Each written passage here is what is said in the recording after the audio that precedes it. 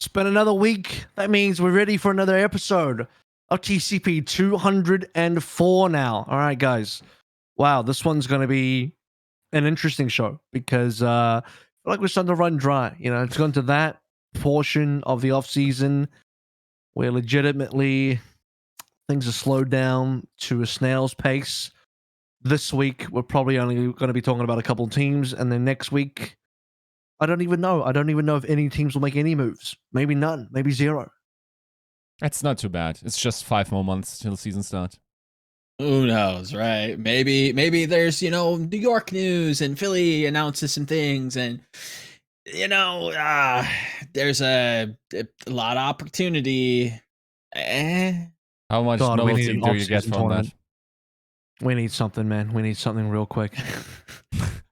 We do need something. Imagine playing an off-season tournament, but like then you remember, oh wait, teams are building for 5v5. They don't even have a 6v6 team.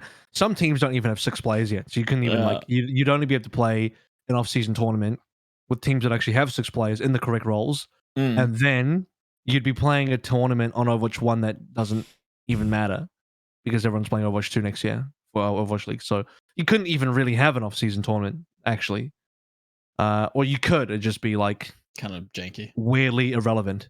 Yeah. Is there room for like a World Cup? Obviously, it'd have to be online and kind of like community run, but I don't know. I'm just spitballing. Online World Cup. An online World Cup. I guess, yeah, pretty much. I don't know. No. Rip World Cup. Ugh, that would be disgusting almost. Nah.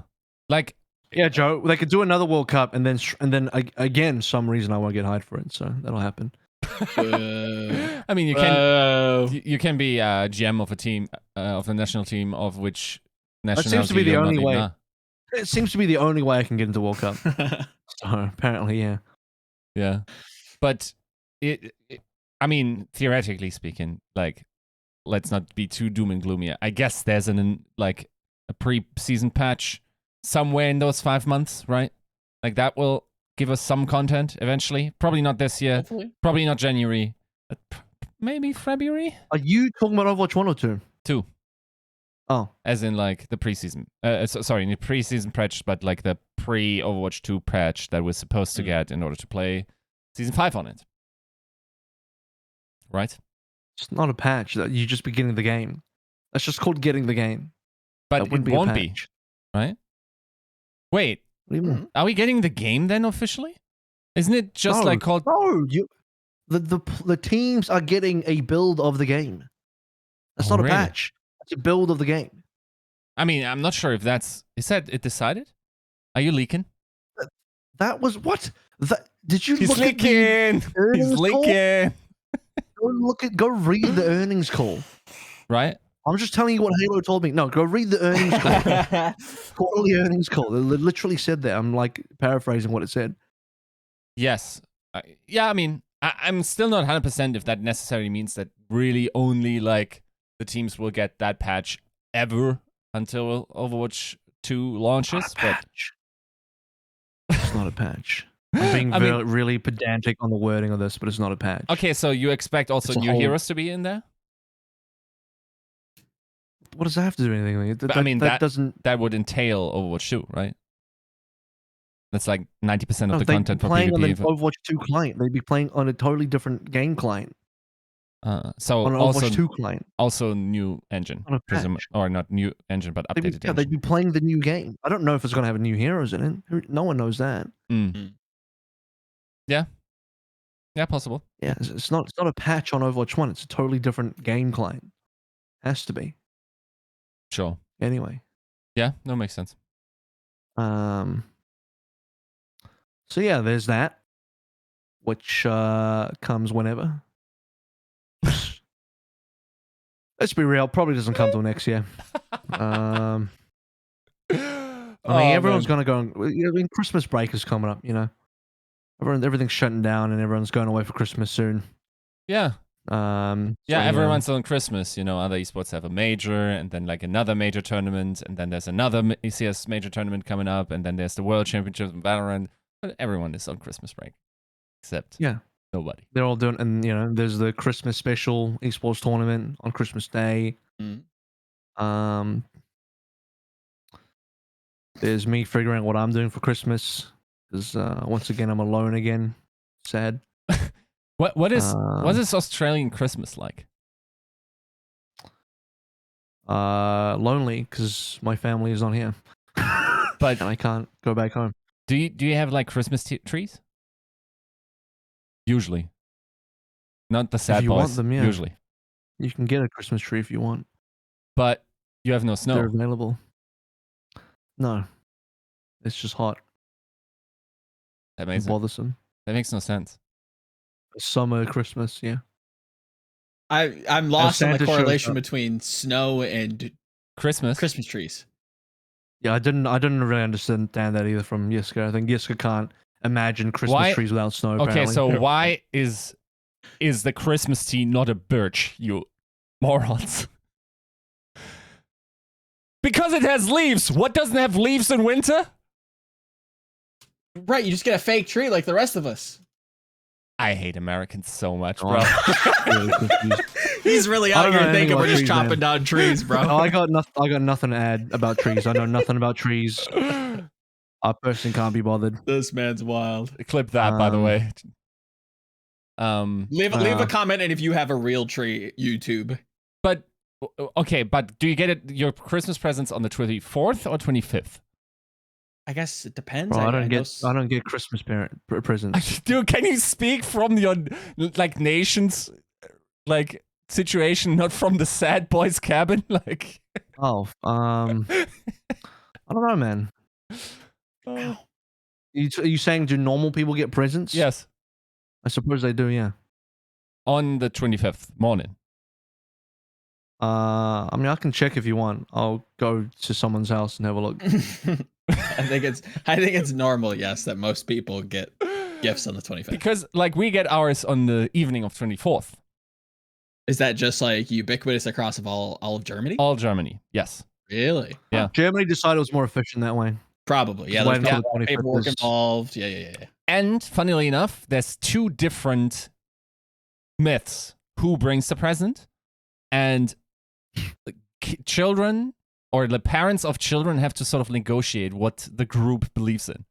Of course, negotiations. Because, legitimately, kindergartens have to say, okay, so there's two characters, right? There's the Christkind, which is more like, I'm not sure if it's a female character, but it has like long golden hair and like is more like an angel. And then we have the Weihnachtsmann, which is more like Santa Claus. And they both come on the evening of 24th, but you either believe in the Christkind or in the Weihnachtsmann.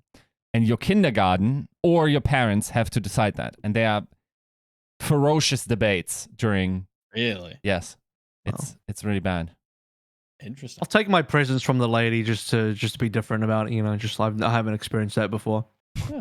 Yeah, no, so, it's sort of different, But I only know this because my sister used to lead a kindergarten, and that was always her least favorite part. But the thing is, like, once you decide that it's really hard to change because kids stay in that kindergarten for several years. So it's hard to switch and just say, oh yeah, okay, make your children forget what we told them last year. Now it's a old creepy guy with a beard that's coming through your chimney, dude. While the Christkind comes through the window. Like a normal creep. Today we learned Yiska knows a lot about creepy mythological figures. Good. I mean, what's not creepy about Santa Claus? Let's be honest. You're not wrong. Not wrong. Yeah. So yeah. What an intro. Everybody is going to be gone for Christmas. We'll do our Christmas special episode. Which will debut on Christmas Day, probably. Yeah. And I'm just making this as a go along. I don't even know. I didn't even know we were doing a Christmas special episode. Your Christmas episode is on the 22nd, and you're gonna like it. Save it for yourself. I don't even know what I don't even know what we're doing next week, let alone we'll figure Christmas it out. Episode or the one after that. We'll figure it out. Now I feel bad. If you weren't just literally on the other side of the planet, I would invite you to my family's Christmas, and you'd have a good time. You'd get drunk, discuss Yeah, topics but do I that don't belong. do I get presents from the lady, or do I get presents from the Santa Claus? Yeah, the German he Santa needs to Claus? know. I will have to So, you know. discuss that with your parents. Okay, fair enough. Oh boy. All right. That's Are we ready? That's the situation we're in this off season. There's no content, guys. Just nothing to get talk about, used to guys. this. If you're listening right now, like, why haven't they started talking about Overwatch? Just because, like, I don't know. There's not a lot to talk about. No, but what there is to talk about, as we, I mean, we'll get into it now. Hey, shall we? We'll get into the episode proper. Yeah. As usual, shout out to lovely patrons. Episode 204 brought to you by Battle Crab, Refined Bean, Bronze by Buhal, Chare, Prophet Picasso, Chris R34444, Kasha67, Lolshin, Porkchop Sammy, Rick Sane, Volamel and Smooth Nuts, and your misery. Two teams made some moves in the offseason that we can confirm now. One we kind of talked about last week, but it was more so in terms of full rumor mongering rather than anything substantial. And there's actually some new stuff on here that I wasn't even fully in tune with and hadn't expected either. I guess we can talk about maybe Valiant first. This is probably the hot topic of the week in terms of the only team making significant moves. Well, there's other teams making some moves, but we'll do that. We'll do the Valiant first. So we already knew about NoHill. That was obvious. But the other two that got fully announced was that Wu was joining as both an assistant coach and a player. So he's taking the Jake position. And then Cola was coming on as GM. I don't really know anything about Cola. I'll just assume NoHill and Valiant know what they're doing there. But it's a full replacement now of this year, 2021's Valiant, obviously. So the full staff, players, everything, it's all different. Have they actually got a roster announcement of anything so far? Because Dia was rumored. We now have as a player. And there is a rumor for Becky. I think that's it. Really quick, wasn't Huyal announced as an assistant coach on the graphic? Yes, initially, but then there's more information coming about that maybe he's more of a player coach. Reports are okay.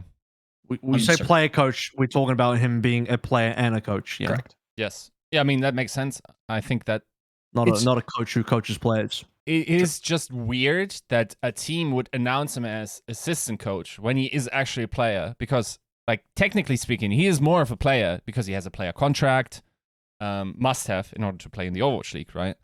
And like, if they're opting for that, you would think he'd just be announced as a player and then as an assistant coach secondarily.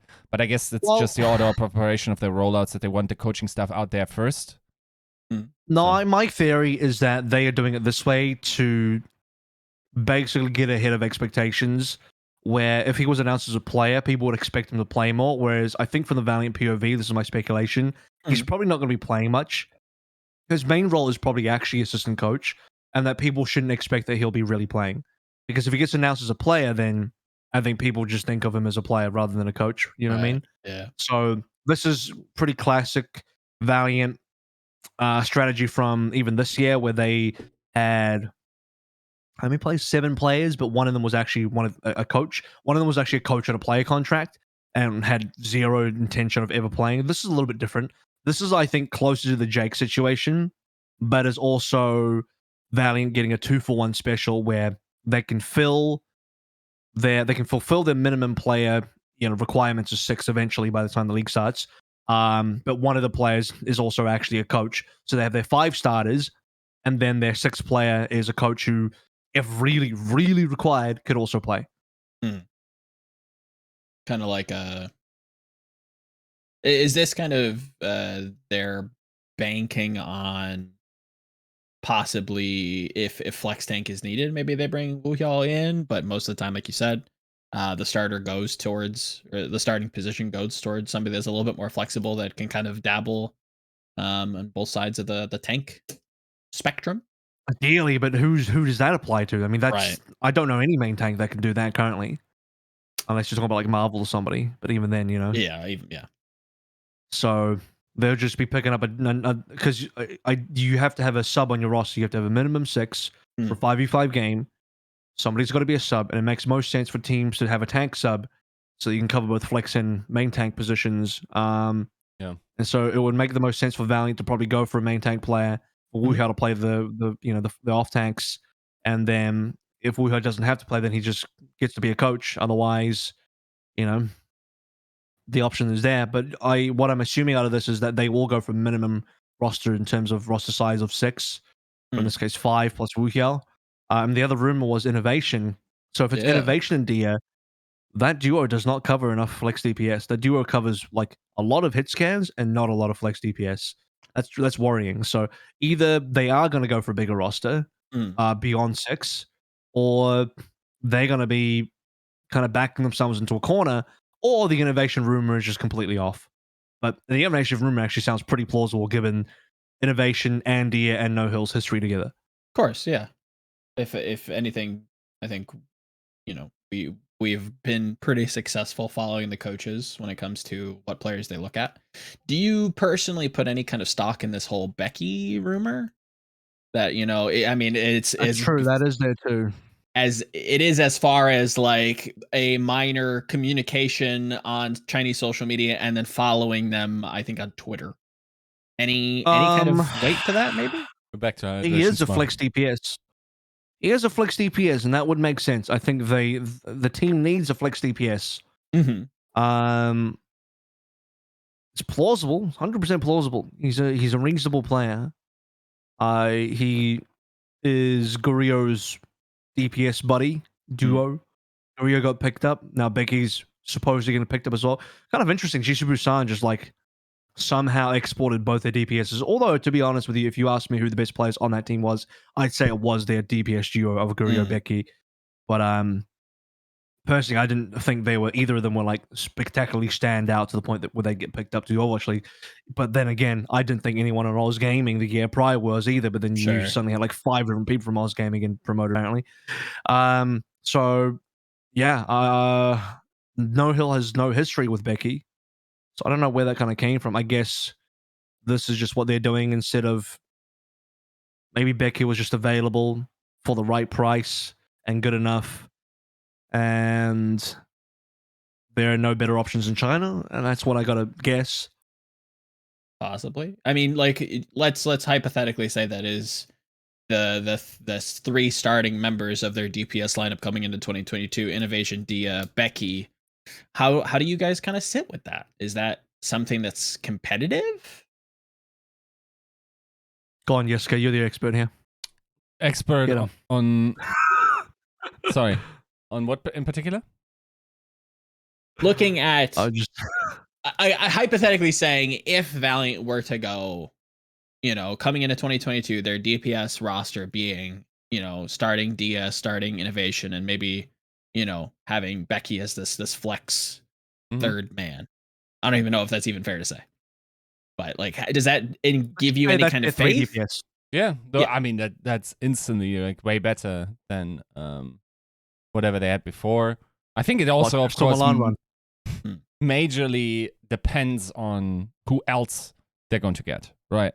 Sure, of course. And there are different other rumors in the room, right? Like that are being shopped. Theoretically speaking, there's a bunch of like forgotten Chinese talent that they could be looking at that are otherwise not getting a lot of playtime on the other teams. Thinking of Coldest, thinking of Waya here.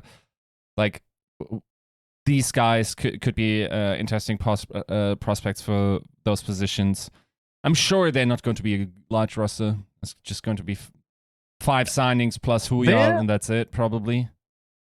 Yeah, but they're getting 3 DPSs though. So that being the case, it's probably one bigger than the minimum roster size. They're probably getting 7 players.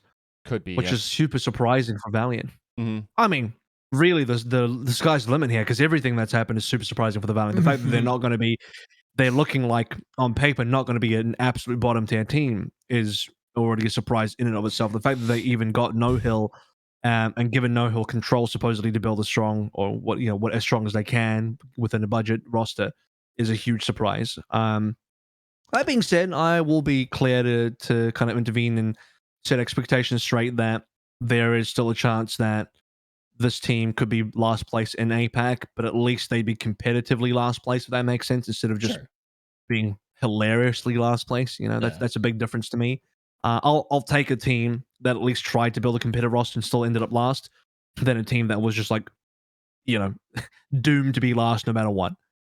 That aside, I don't think they are the worst. If they get that team, they're not the worst team. Ooh. How are they Worst team in APAC or Yeah, in general? APAC. I'm interested to know who you think is worse, but Guangzhou. man, yo, you sleeping on the Eileen Choi Se-Hwan developed I trio. mean, everyone's way too woke on Eileen. I don't care. Like I see people like put him in the top 20 all time, like Overwatch League. You guys are high. Yeah, if you put him anywhere wild. near top 50, like this is actually nuts. He did well for Charge last season. He was one of the shining. He was one Charge of the worker. points. Yeah. Yes. Yeah. In any case, Everyone's trust saying that triple... about Krong and Choi Se-Hwan as well. Like, if you have three very good players, how the hell are you like barely above the dead?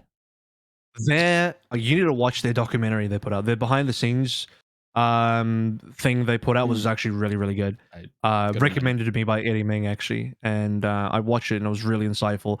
They struggled. I mean, obviously, but they struggled in the department of, I would say, coaching a lot, because they couldn't hold down a single coach for most of the season. Yeah. And what ended up happening is they ended up getting their academy team coach to come in and help. And even then, that's like one dude. He can only do so much. They were just so fucked. Their morale was completely shot down. They had no coaching, very minimal coaching, no support. It was pretty rough. But the talent is there to build a good team around. I don't know. I for some reason have faith in the player quality, and if they get developed, that's a strong player. Off the cuff. Anyway, my point is, I trust in that trio of Eileen, Choi Se-Hwan develop more than I trust in the Dia Innovation Becky trio, at least off the bat. Now that could change if NoHill. I mean, if NoHill can get these guys into shape, and NoHill is as elite as his reputation is as a coach, then maybe he can turn those three players in the DPS position into much stronger players than what Charge can do. Or maybe Charge just does the same thing they did this year in 2021, where they have a strong roster on paper with good individual players, but then just kind of fumble anyway. Then yeah, maybe Valiant could be better. I'm betting everything on that this will be like one of those wake-up moments where, like, I'm not even sure what the point of like Dia and NoHill being shunned last year is. If it's some weird internal like Chinese scene thing where people like underrating them, or if it's like something where they don't like the character of these people. But at the end of the day, these guys will absolutely outperform whatever like that scene deems them to be. Because if nobody else is picking up Dia, bro, yes, Dia is going to be better than Eileen, 100%. Well, we can separate Dia and NoHill from the conversation because they were not picked up for different reasons. NoHill because he doesn't have a great reputation with the Chinese orgs.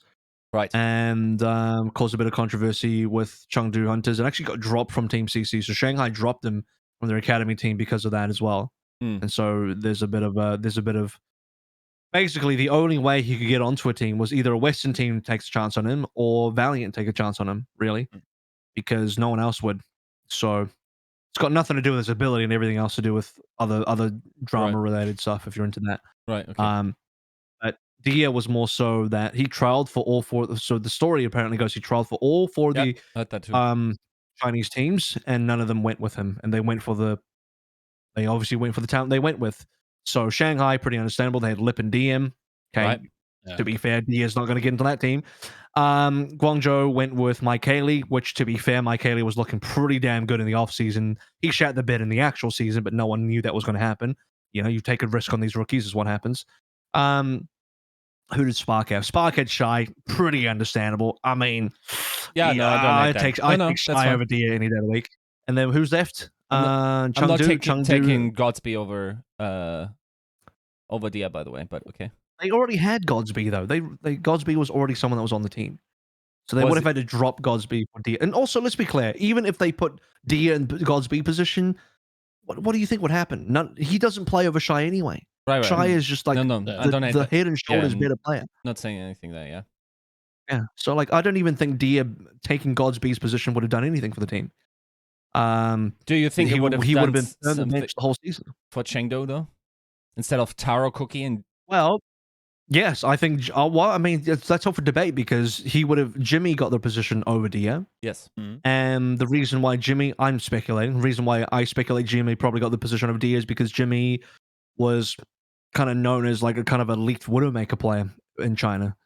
And that's what Chengdu felt like they needed, I suppose. Whereas now, I think in hindsight, first of all, Mike Kelly didn't work out.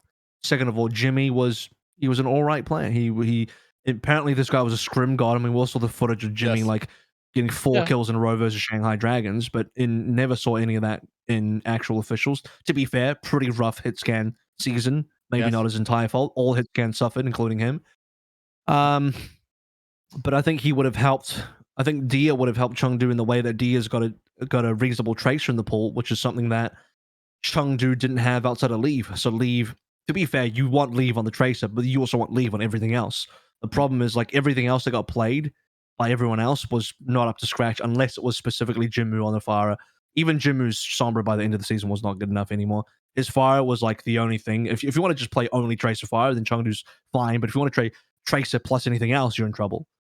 So maybe Dia could have helped in that regard. I think Chengdu just desperately needed a second Tracer play, which they didn't have, which Dia probably would have provided. So there's a bit of hindsight there where two teams probably made the wrong call. And having Dia there probably would have been the right call. And in Taro Kiki's case as well, I think that's just like an easy thing for Chengdu to do, which is they already had Taro Cookie on their payroll for their academy team. They can just move him up. And Dia was at that stage not even playing competitive. The guy was just playing ranked and streaming, like he wasn't competing. So I think from Chengdu's POV, of course you get Taro Cookie because he's already on your academy team. Your academy team's one of the best academy teams. Just like the best team in China at that stage. And you give him a shot. Like it makes sense. I'm not saying Taro Cookie's better than Dia, but I'm just saying from the org's POV, it makes a lot of sense. Yeah. But I don't understand the timeline with streaming. Wasn't it like after the Contenders season and he still hadn't gotten offers? So he wins Gauntlet, trials for Overwatch League teams, doesn't get on an Overwatch League team, and then just does streaming. Because he's not on a team and he doesn't want to play Contenders again. I'm sorry. This 100% sounds like teams think whatever their trial processes is better than whatever they see in Contenders. It's had assery and has always been and has provably been that case. The vast majority of cases when people are like that are picked up. Like that's how you Zephyr, basically. That's how to Zephyr. I don't know. You pick some guy off of trial results rather than like tournament results and like actual Contenders results. Because to be fair, I mean, CC were godlike. They you don't need me to say one of the most accomplished, if not the most accomplished academy team and also tier 2 team of all time. They rolled Korea like I've never seen any non-Korean team do. They're like the only never has there been a team that destroyed Korean Overwatch as hard as CC did. And the last team that did that was Envy back in like Apex Season 1. Right. Now, as far as non-Korean teams go. Who remind myself or all the viewers again? Who were the players on CC, including the coach, please? You know what? I'm just to do this accurately. I'm actually gonna bring up the page because I don't want to do this. I don't want to get it wrong. I could probably try and do it off the top of my head, but it's been rough. I'm not just saying that, but I want to make a point there. Dia Innovation, who are rumored to be on the new Valiant team. Spectra, who's underage currently, but he's a flex player, really good. Right. Gaga, who went to Chengdu and had good success there. Liga, who went to Spark, who didn't play a single game. Super Rich, who is I believe just announced on the Spark recently. Oblivion, who is I don't think he played a single game actually. No. If I'm going to be honest with you, so we'll forget about him. And 1987, who was Farway 1987, who actually had a reasonable shot in Chengdu. Not gonna lie, he did a decent job. And their coach was NoHill, with Mocal as their he was also a coach and also a manager or something like that. Right. So the one player that actually showed up in Overwatch League and actually did very well was Gaga out of that team. Nobody can reasonably expect that all the power in that team of like owning contenders as hard as they did can only come from Gaga, right? There has to be some residual quality, like even if you have watched 0 games of that team, where these players have to be class. Yes, it could be Spectre just because like locked in underage jail and we couldn't unlock that. But everything else, like how can someone make the argument to say like this was the winningest Contenders team and we only could make use of one person there? That just seems doesn't seem to follow whatsoever, right? Like it either has to come from NoHill. The quality, like, that amplifies. Probably not enough to justify that on top of Gaga. Like, it has to be, like, out of those 7 people, so the 6 starters and NoHill, it has to be, like, 5 people that are excellent in order to accomplish that feat. You're not going to be as good as they were. Well, let me contextualize this a little bit. CC really dominated, partially because I would say the meta was like the best possible meta for them, because you had Innovation, who is like a Tracer specialist with a couple of really good signature picks, but his Tracer is his main signature hero, and he obviously it was a Tracer Ashe meta. So we had Tracer Sombra for this year in Overwatch League. Last year, the year beforehand in Gauntlet end of the year, which was a really fun meta, by the way, was a Tracer Ashe, Sigma, Ball, Zen, Brig was the meta. So you had Gaga on Ball. Enough said there. Don't need to explain any of that. Liga, who's Sigma. This is absolutely his best hero. I mean, super rich Brig. I mean, yeah, it's just he's a great main support player, and this Brig's just part of that pool. And then Faraway 1987, whose specialist is on the Zen. So basically, everybody on this team got to play their best hero in this particular meta, and they dominated that meta. I agree, but now overlay that over this season's meta. How many heroes still overlap? Like Brig, like Tracer, and Zen's still there. It is almost statistically impossible for there to not be inefficiencies in not hiring more of these players or not having them actively play this year. Sorry, season 4, right? Mm-hmm. I'm just saying, like, I think Dia's explanation, like, we went through the Chinese teams. So here's another problem with Dia. I say problem, it's not his problem. The problem of all, not specific to him, is that Western teams don't want to take a risk on Chinese players. Sure. And so Dia was limited to only going for Chinese teams. And all 4 of the Chinese teams had the person that they had. Yeah. It's not just Dia that I'm talking about. I can't believe Liga wasn't the best option for Hangzhou either. I don't see how Super Rich was shunned like he was. That's a big one, actually. That's a big one, Super Rich. Like even if you think like everyone's right on Dia, it's impossible. It feels impossible for me that someone would argue the Chinese teams had like optimal scouting and actually extracted the best out of the Chinese talent pool. That just it seems highly improbable, seeing how badly used the best team of Contenders in the relevant time frame ended up being signed, right? I think Chengdu could have probably gotten Super Rich. I mean, in hindsight, there's 2 things you can do in hindsight. There's one, you'll look at Chengdu's main support lineup and you say, Nisha, Yveltal, both really good. At their highest points, they were both phenomenally good this year. But you'll also say that come playoffs, neither of them showed up, and they were both pretty disappointing. And then there was a whole drama surrounding Yveltal and his mentality and attitude towards practice as well. To the point where I'm like, when I heard that, I was like, get him out. Put Super Rich in there immediately, please. Like, so yeah, I mean, there's 2 ways to look at where I think Chengdu were the obvious answer for a lot of these Chinese players that could have gone to, because they're also the team that want to build like the 12-man rosters. You know, Chengdu build humongous rosters. And on top of that, they have an academy team. Like their payroll is like actually 16, 17, 18 players, legitimately. I mean, there was a scandal around Billy, right? That allegedly had reports that they were spending a lot on their league team in order to bring like success in. And let me not talk too much about it, because I don't know about the legitimacy of those reports. I don't recall the article. I just recall the information. But yes, like, rest assured, I guess point being, they spend a lot of the esports roster as an overarching Okay. organization. So I guess my point is that Team CC would have been the likely home for Chengdu Hunters would have been the likely home for a lot of these Team CC guys from that gauntlet run. But yeah, I mean they went with I think at the time, I mean even people who are very familiar with the Chinese region, like Kenobi, I was talking to him, like Nisha was not a very highly rated pick. I think Nisha won a lot of people over during the season because he actually did play super well. I'll give him that. But in the preseason, you would be like, what the fuck? Why would they get Nisha? Like, this is kind of ridiculous.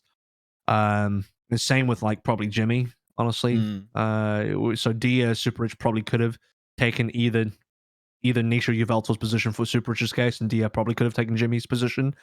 But Chengdu took a risk in certain directions, and some of it paid off, some of it didn't pay off. Some of it looked like it was paying off and then stopped paying off. I don't know. That's just how it goes sometimes. I think Dia did get a little bit robbed in the offseason. I also wish other teams would look at Chinese players a bit more, because when you think about Chinese talent, really they don't have 4 teams, because unless your name is Molly, you can't get on Shanghai Dragons as a Chinese player, which leaves you 3 options. And the best option usually is Chengdu, but because everyone's going there, it's pretty hard as well. And then on Hangzhou and Guangzhou, you're competing against Koreans too, so it's pretty rough. Yeah, but it shouldn't be. I think, like, I guess to just make my point, I think that unless there's, and I think that's the more likely option actually, that there is some scene related like hurdles which are hard to overcome. That might be like those players had some behind the scenes knowledge about them that made them undesirable to sign, or like Shanghai wanted exorbitant amounts of buyouts for them. That's always like a prohibitive thing for in those situations. If it is actually down to scouting only, like that's almost it would be so hard to convince me that this isn't just a scouting. I think it was scouting. I think it was scouting. I think it was. Yeah. But I also think it's understandable why the teams went for the decision they went for, especially if you're Guangzhou, you went for Mike Cayley. Like, that guy actually looked like a god in the offseason. He actually looked phenomenal. And then something happened in the actual season where he just lost his mojo entirely. Sometimes that happens to rookies. Did he look sick in Contenders though too? Because that's the only relevant part. I don't care if you pop off. He was probably a standout, but like I don't know. I don't know that if he. I don't know if his results were not as good as Dia, because Dia was on Team CC and CC dominated, obviously. I remember Kenobi saying like Dia is the best player in Chinese Contenders during that time. I think I could probably dig a tweet up of him saying that. Maybe. No. I'm not gonna pretend like I'm like the hard expert on Chinese Contenders. I only sort of dip in and out. Yeah. And all of that kind of stuff. But I guess. I mean, I'm not gonna lie though. Kaylee's team during Gauntlet was way weaker. Yeah. In fact, did it go to Gauntlet? I'm trying to find out. Yeah. I mean, rest assured, like maybe it's not right to go too hard, but at the same time, like some of them played some appalling Overwatch this season, right? Like the bottom half, with few exceptions and short sprints, like was actually really disappointing over, especially like quality that they had previously, thinking they could outsmart the market and avoiding teams that were legitimately like it's like basically failing at the fundamentals and trying to reinvent something or innovate in other situations and then completely flopping, right? I mean, I will say Spark was more egregious than Guangzhou Charge. I agree. Even though Charge did worse overall, which then, funny enough, Charge then beat Spark, I think, in the final game of the season, just to get their like pride back. Which is the ultimate failing of the Spark, and they had way more talent, way bigger roster. Did they have coaching issues? Yes, but so did Guangzhou Charge. I mean, both teams had equal amounts of coaching problems, you could argue. It seemed like Spark had way more resources than the Charge. Charge had basically, by the end of the season, just 6 players, no subs at all. I don't know what happened to Jihun, but they just never got played again. And obviously Kaylee went back to Academy, so they only had 6 players. They had 0 opportunities to change up their roster. At least Spark had the opportunity to say, you know what? Maybe we don't want to play our Korean supports. Let's try our Chinese supports. They had that option. Charge had none of that. So Charge probably at least get a little bit more No, yeah, for sure. excuses from the excuse bank. Yeah. Where Spark is a little bit more egregious in that. But where Spark was strong, for example, I think Spark banking on Shy was correct, whereas Guangzhou kind of took the risk on Kaylee, and that that ended up being egg on their face. So in that regard, in context to Dia, Spark made the right call, whereas Guangzhou made the wrong call. Yeah. But that's kind of history. So now that we're talking about every other Chinese team, should we talk about the Valiant a little bit more? Sure. Where are we at with this team right now? So we basically have 3 DPS rumored, 1 tank, no supports rumored, unless there's this Coldest and who else? Coldest and Wuya were rumored. It's Wuya. Okay. So yeah, that's double flex support for what it's worth. So they don't have a main support. Although I mean that's not really an oddity. A bad thing. Off season, that's normal. That's a lot of teams are doing that in this off season. So they have 6 players then so far. Standing now, right?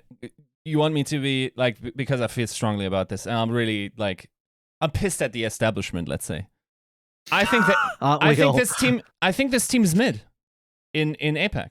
If they actually get the guys we talked about, this team is mid. This is going to be a better team than Guangzhou Charge. It's going to be a better team than Hangzhou. It's probably going to be a better team than Philly. Shit. Holy shit. Philly, ooh, that's a line. I don't know. Woo. Philly don't even have a team yet. Yeah, that one's hard to. I mean, they have like a DPS core, right? What, Carpe Zest, MN3. Yeah. Which, by the way, like Zest, MN3 are fucking gods, and Carpe, at his best, is also a fucking phenomenal player. So that trio, I trust that trio more than Valiant trio. If we're just comparing what we can, we're only comparing what we can compare. Then Philly are winning to me right now, just off the only DPSs. Only because Philly have nothing else to compare with. So, what do you think of the coaching staff? Do you have any confidence there? I mean, NoHill is again. For Philly. Oh, who is just so that the they have they get the T1. They got the T1 guys over, so they have Jin and Chara. I mean, I think Jin is fairly highly regarded, isn't he? He did well T1 this year. I'm not gonna lie. T1 turned their shit around. T1 was a bit of a joke of an academy team and Korean Contenders team in 2020, and then when Jin joined in for this year in 2021, he turned that boat around quick. I don't know if it was him or just the players improving or getting better players, maybe a combination, but I'll give him the benefit of the doubt. He's got big shoes to fill though. I mean, 9K is highly regarded, so big shoes to fill there. And then Moby Dick Christopher as well. Like, those are excellent assistant coaches, especially Moby, who everyone says is fantastic. So yeah, no, for sure. Maybe Moby Dick particularly is probably one of the best losses. Chara has had a bit of time on T1 as well. Was also a player on Guangzhou. So we'll see, man. Personally, I think NoHill's more accomplished. NoHill's accomplishments, like if we're looking at Contenders, nearly rival Rush. If we exclude Rush's achievements in the Overwatch League, because that's not fair to compare when NoHill hasn't been in the Overwatch League. If we only look at their histories in Contenders, it's pretty comparable, Rush and NoHill. Yep. Yep.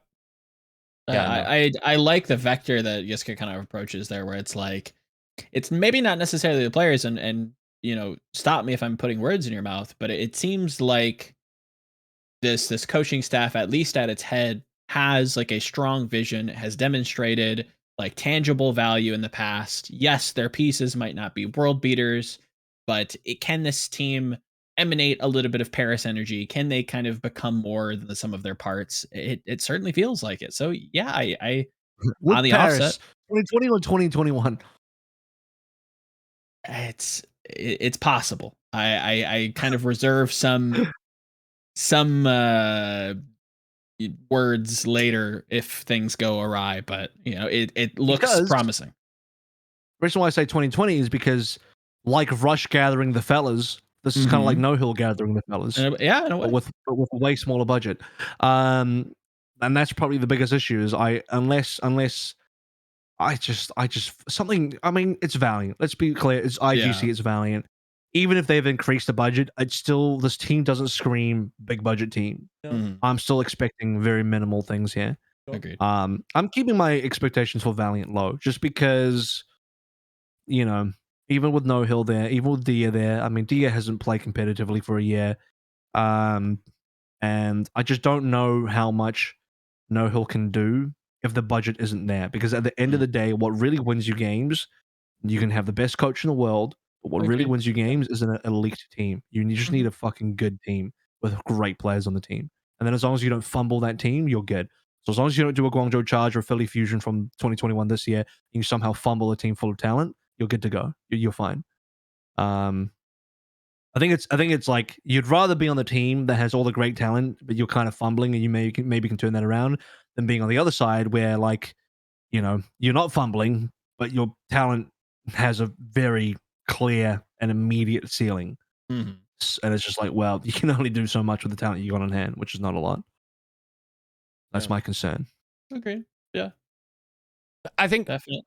one of my points is also, I think there could have just been an a Western team that just said, NoHill, please build me half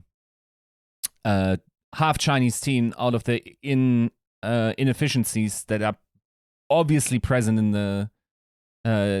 the market. We have very different moral frameworks, and you are not under no obligations to adhere to boosting issues or whatever. But no other team gets hunkered down by those issues, right? Like that's the reason why some of those bangers end up in Western orgs, and I feel like that could have been a viable strategy this season as well.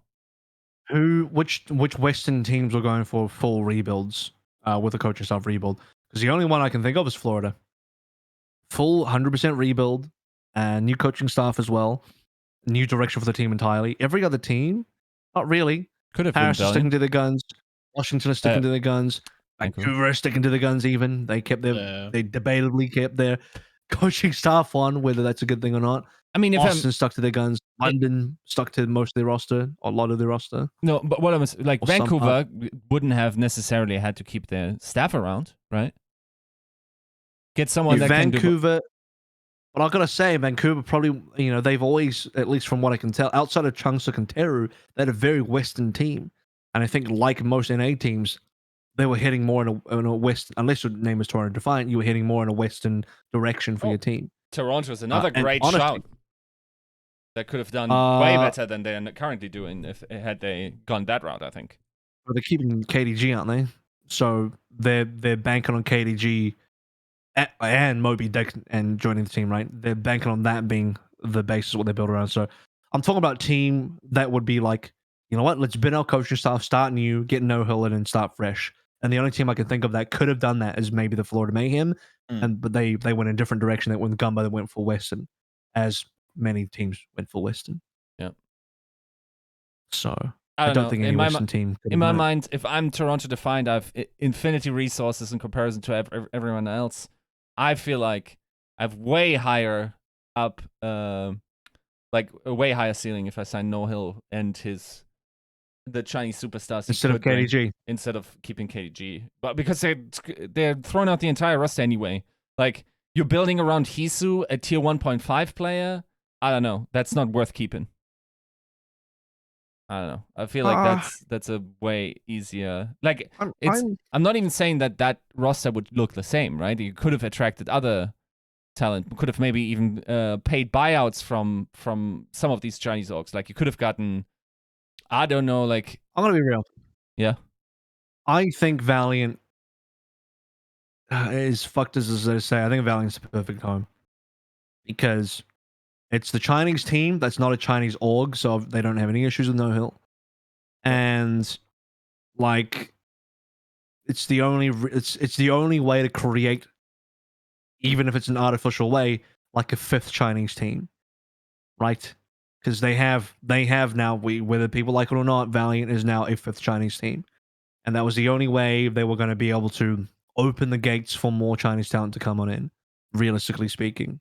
Because I just don't think it's realistic for to say, as much as it's like, we can dream in Fantasyland that Toronto pick up NoHill and they turn into a Chinese team or something like that, but it's just not realistic, man. And it had to be a team like Valiant going to China and becoming a Chinese team. I mean, it's more like the second Chinese team, though. What do you mean? Well, because no other team other than Chengdu is full Chinese.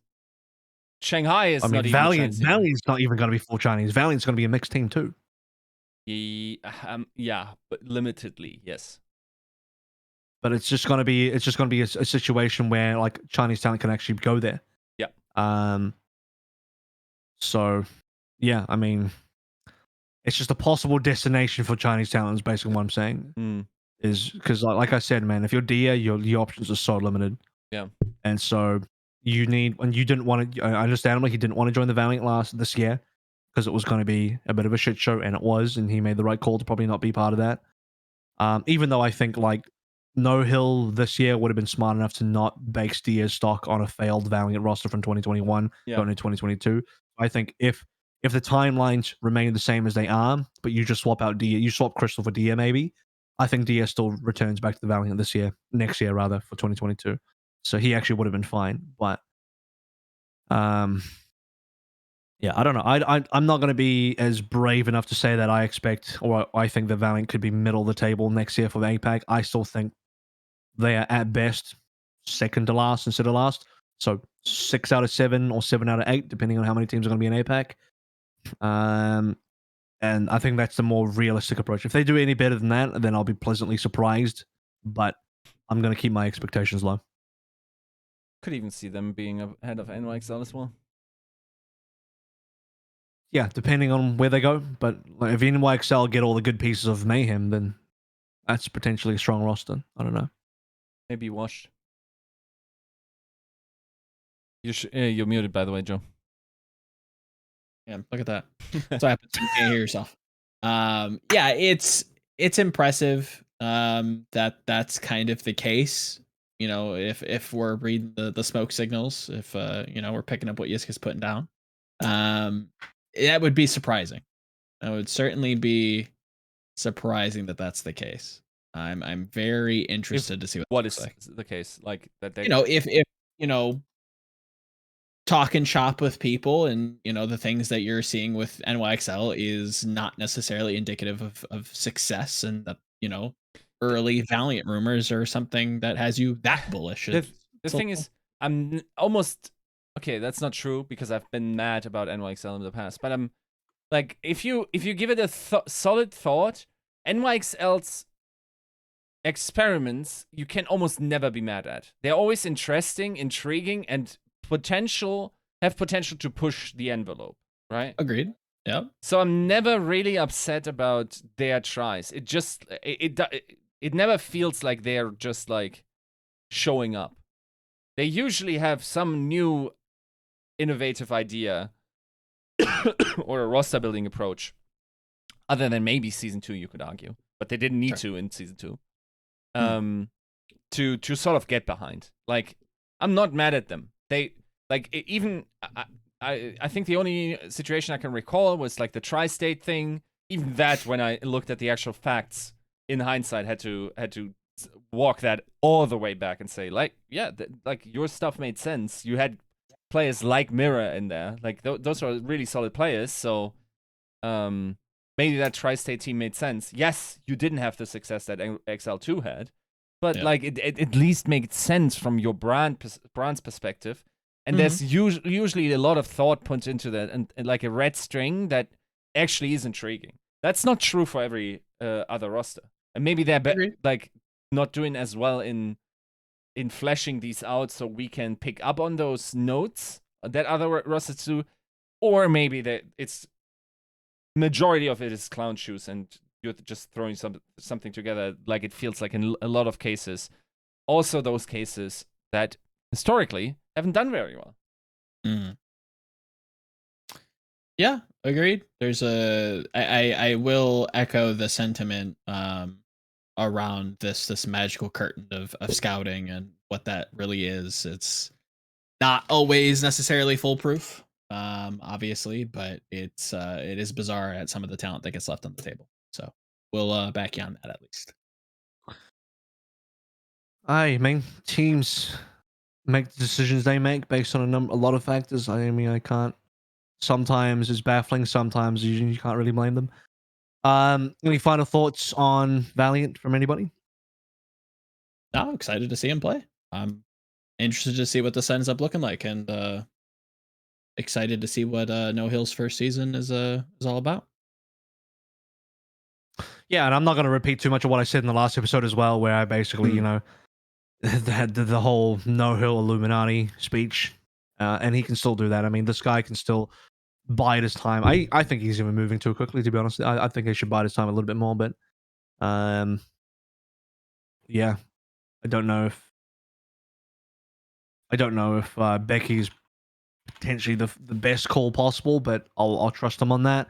I mean, Becky's a good player, so fuck it, maybe he is, but I just don't know. Like again, my guy Ardo is just available. Like shit, you're really gonna get Becky over Ardo? Fuck me.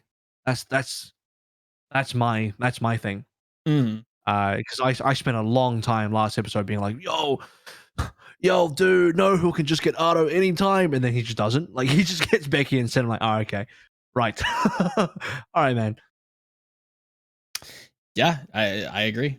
I mean, even talking to you in private, I mean, Otto is definitely a name that has come up coming out of this kind of contenders class. Definitely not a rookie by any stretch of the imagination, but you know, is somebody that you know does have what it has or what it takes to compete still. My guy can get FD God or Moth anytime he wants. Any of those places, they're up for grabs. True. No who can just do it. I'm sure he could. He won't. He's not gonna do it. But like, it's fun to think about it. Oh, for sure. Yeah. Most certainly. And then there's like, how many good main tanks available? So many. You can just get any of them. So actually, the direction this roster went is kind of worse than, you know, everything we discussed last week. So I mean, unless Valiant signed Jangu next week, like this is not where I thought the roster was going to go. Because there's like so many other good players that they could have gotten. Like even getting Innovation, like yeah, Innovation's good, but like was he really the best? I get it, man. That was kind of the, you know, we're in the homie meta, and NoHill, D, and Innovation, the three of them are homies, right? So maybe that's why he did it. So I understand that, but again, I mean, even EQO is available. I mean, I don't know that would work out on a Chinese team. Yeah. But shit, like if you're gonna get a Korean player, I don't know if Becky is the number one flex DPS pick. Well, even out of the Korean players, just like although it's still not been picked up, and maybe although going to go to a different team, but that guy's there. Is Cold as Wuya your best options as well? Like, I mean, maybe, but I don't know. There's just so many. There's a lot of talent out there, and I'm just like, wow, okay, NoHill's going for this instead. Interesting. Is there any consideration for like an O2 blast like buyout dodge where he like can't really pay for it, you know what I mean? Absolutely. IGC didn't even want to pay for Thor's minimal buyout. Right. 2021. That's why they ended up with someone role swapping to main support instead of actually getting a main support. Although Thor probably dodged the bullet there. Although I'm sure Thor would have preferred to just gotten a bag compared to contenders. I say compared to contenders because even a minimum salary from Overwatch League is a bag compared to contenders. So I mean, I'm sure Thor would have minded that. I'm sure he wouldn't have minded it this season. I'm sure that maybe Thor is on NoHill shortlist for main supports. Yeah. So maybe he will make it back. But cool. That's gonna be Valiant. We're gonna finish up Valiant now. So let's go to the next team. Which is the only other team we're gonna talk about. I spent like 40 minutes on Valiant. How fun is that? So every week now we're gonna spend 40 minutes on Valiant. Valiant watch. I am the Valiant expert. Again, I've casted the most amount of Valiant games out of anybody. True. So, well, I mean, tied with the Kalios because we cast together. Justice have announced that Fury is leaving the team to go back to Korea so that he can join. And Kalios is going to be joining the Justice.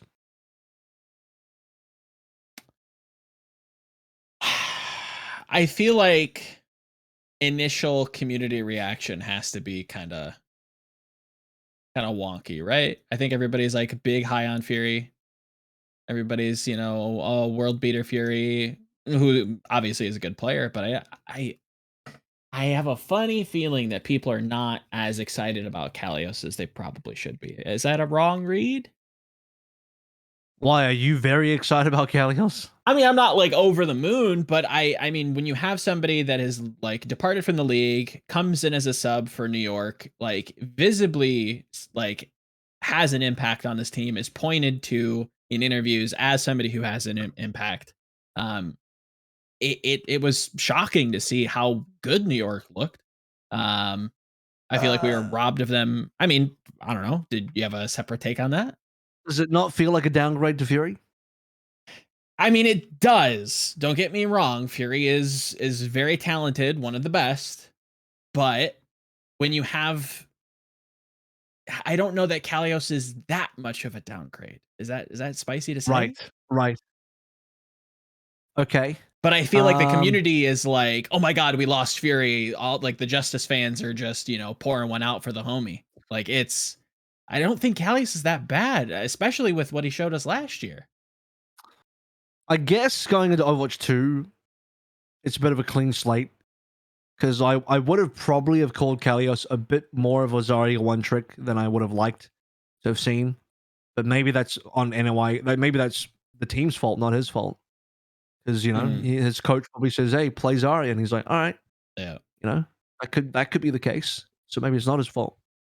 But I was okay with how Kalios did, but he didn't like super impress me. He was just okay. But maybe that's okay. Maybe that's fine. Maybe there's nothing wrong with that. And he needs maybe on Washington he'll have a better shot. And as I said, Overwatch 2 is a bit of a reset anyway, so as long as he's got the capability to jump on all these different other heroes, really the big test is how is he going to look playing main tanks? Yeah. What's that going to be? Is that going to be okay or not? Even then, that being said, Mag is still on the team, so potentially maybe he doesn't have to play too many main tanks because Mag will just do it. My biggest question will be like what else are they doing with this team? There was some rumors of Decay being shopped around, but I don't know if how much I want to buy into that just yet. If it happens, it happens, but I don't know, man. That doesn't seem. Some reason I don't buy that. I just don't buy that as much. So I think Decay stays. Well, I'm going to assume he stays. Decay, Assassin, Happy sounds like a pretty good trio to me. And then you have Mag, Kalios, and then you have Krillin, Vigilante, Opener. Opener is really like I don't know if I would call him a risky pick for the Washington, but he's not a extremely proven player to me, but he must have really impressed the coaching staff of the Washington in some sort of way.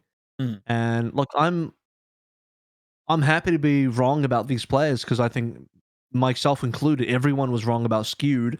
Sure. And this to me is one of those picks where a Washington's like, maybe we can get like a Skewed here. Like we can get, you know what I mean? A Skewed to me will now be synonymous with like a player that becomes super high value where initially their value seems low. So a mega underrated player by everybody who then ends up being maybe super good. That could be the strat. Or maybe they're just looking for like some new talent they can play around. I don't know. There's a couple things in there. He's just, I don't know that he was like the number one draft pick for main supports. Sure. But I don't hate that either. I think Washington got a reasonable team. I think this is one of those things where, Yiska, you talked to Kiranthil, right? Their vice president of esports business, Grant. Yep. And he was saying how, this was in the interview you had with him, how he was a little bit surprised by the community expectations of where the Washington Justice were going to be this year. And, taking that into account, I'm going to be a bit more reserved of where I put Washington for my expectations going into next year.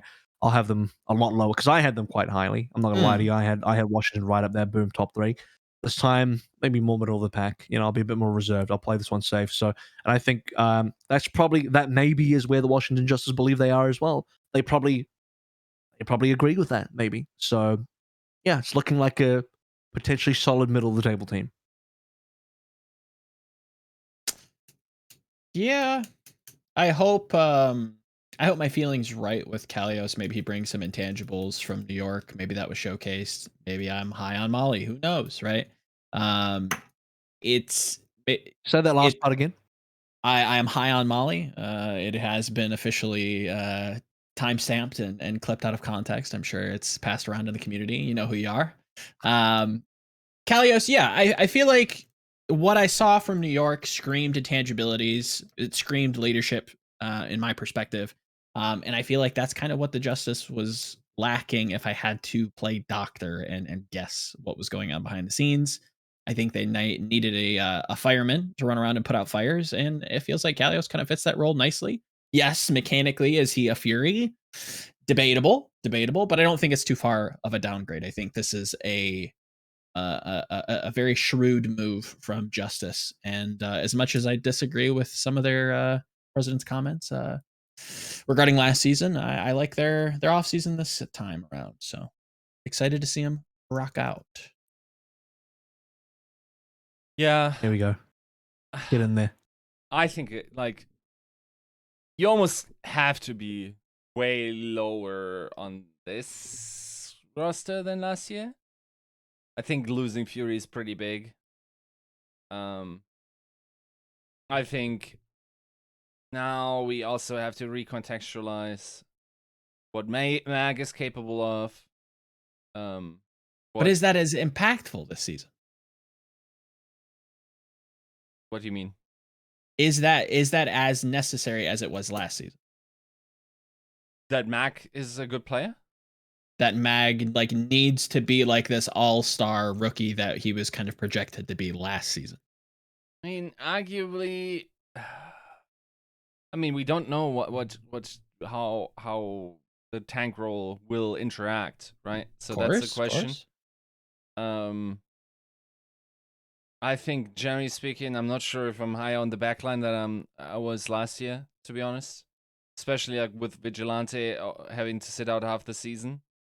I think generally having to wait on a player is an awkward position. Rough. It works out or it doesn't. It's like a 50-50 seemingly. Happy is also probably pretty streaky. I think Happy needs his meta. I think you'd agree, no? Yeah. Yeah, sure. And that's the role he plays on this team. It's going to be Decay Assassin, Happy as the third man. He comes in to play Widow and Cassidy, and he goes back to the bench, and he's a happy boy. I know, this entire team seems very streaky to me, and you got to fall into a meta, and it can work, and then maybe the game is falling into their lap, and in terms of the entire meta game of Overwatch 2 in general, I don't know. It's really hard, but it seems on really shaky foundation comparison to last year, where the obvious, just listening to Fury, Mag, Decay. That's your first three. Agreed. Yes, you can tell me your budget was mid tier, your roster wasn't. And yeah, I don't know. I think that's probably more in line if it's actually if they're actually mid tier in terms of spending, then those signings are a lot more in line with those expectations, right? Agreed. So yeah, I don't know. Maybe that's good for them. Maybe they don't want more, as they said.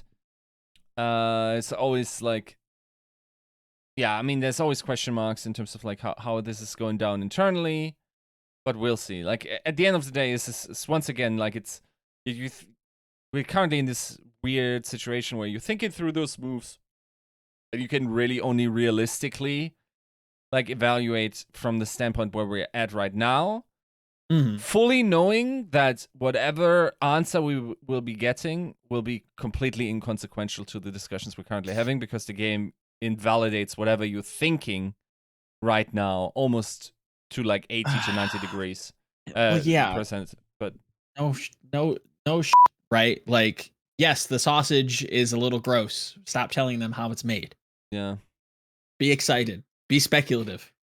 Yeah, I don't know. Like it's more like arguing for the sake of arguing with Pretty much. lot of those situations. That's why, like, I really think it's high time we get our hands on the game so we can at least start guessing, like extrapolating. Nobody will disagree with that.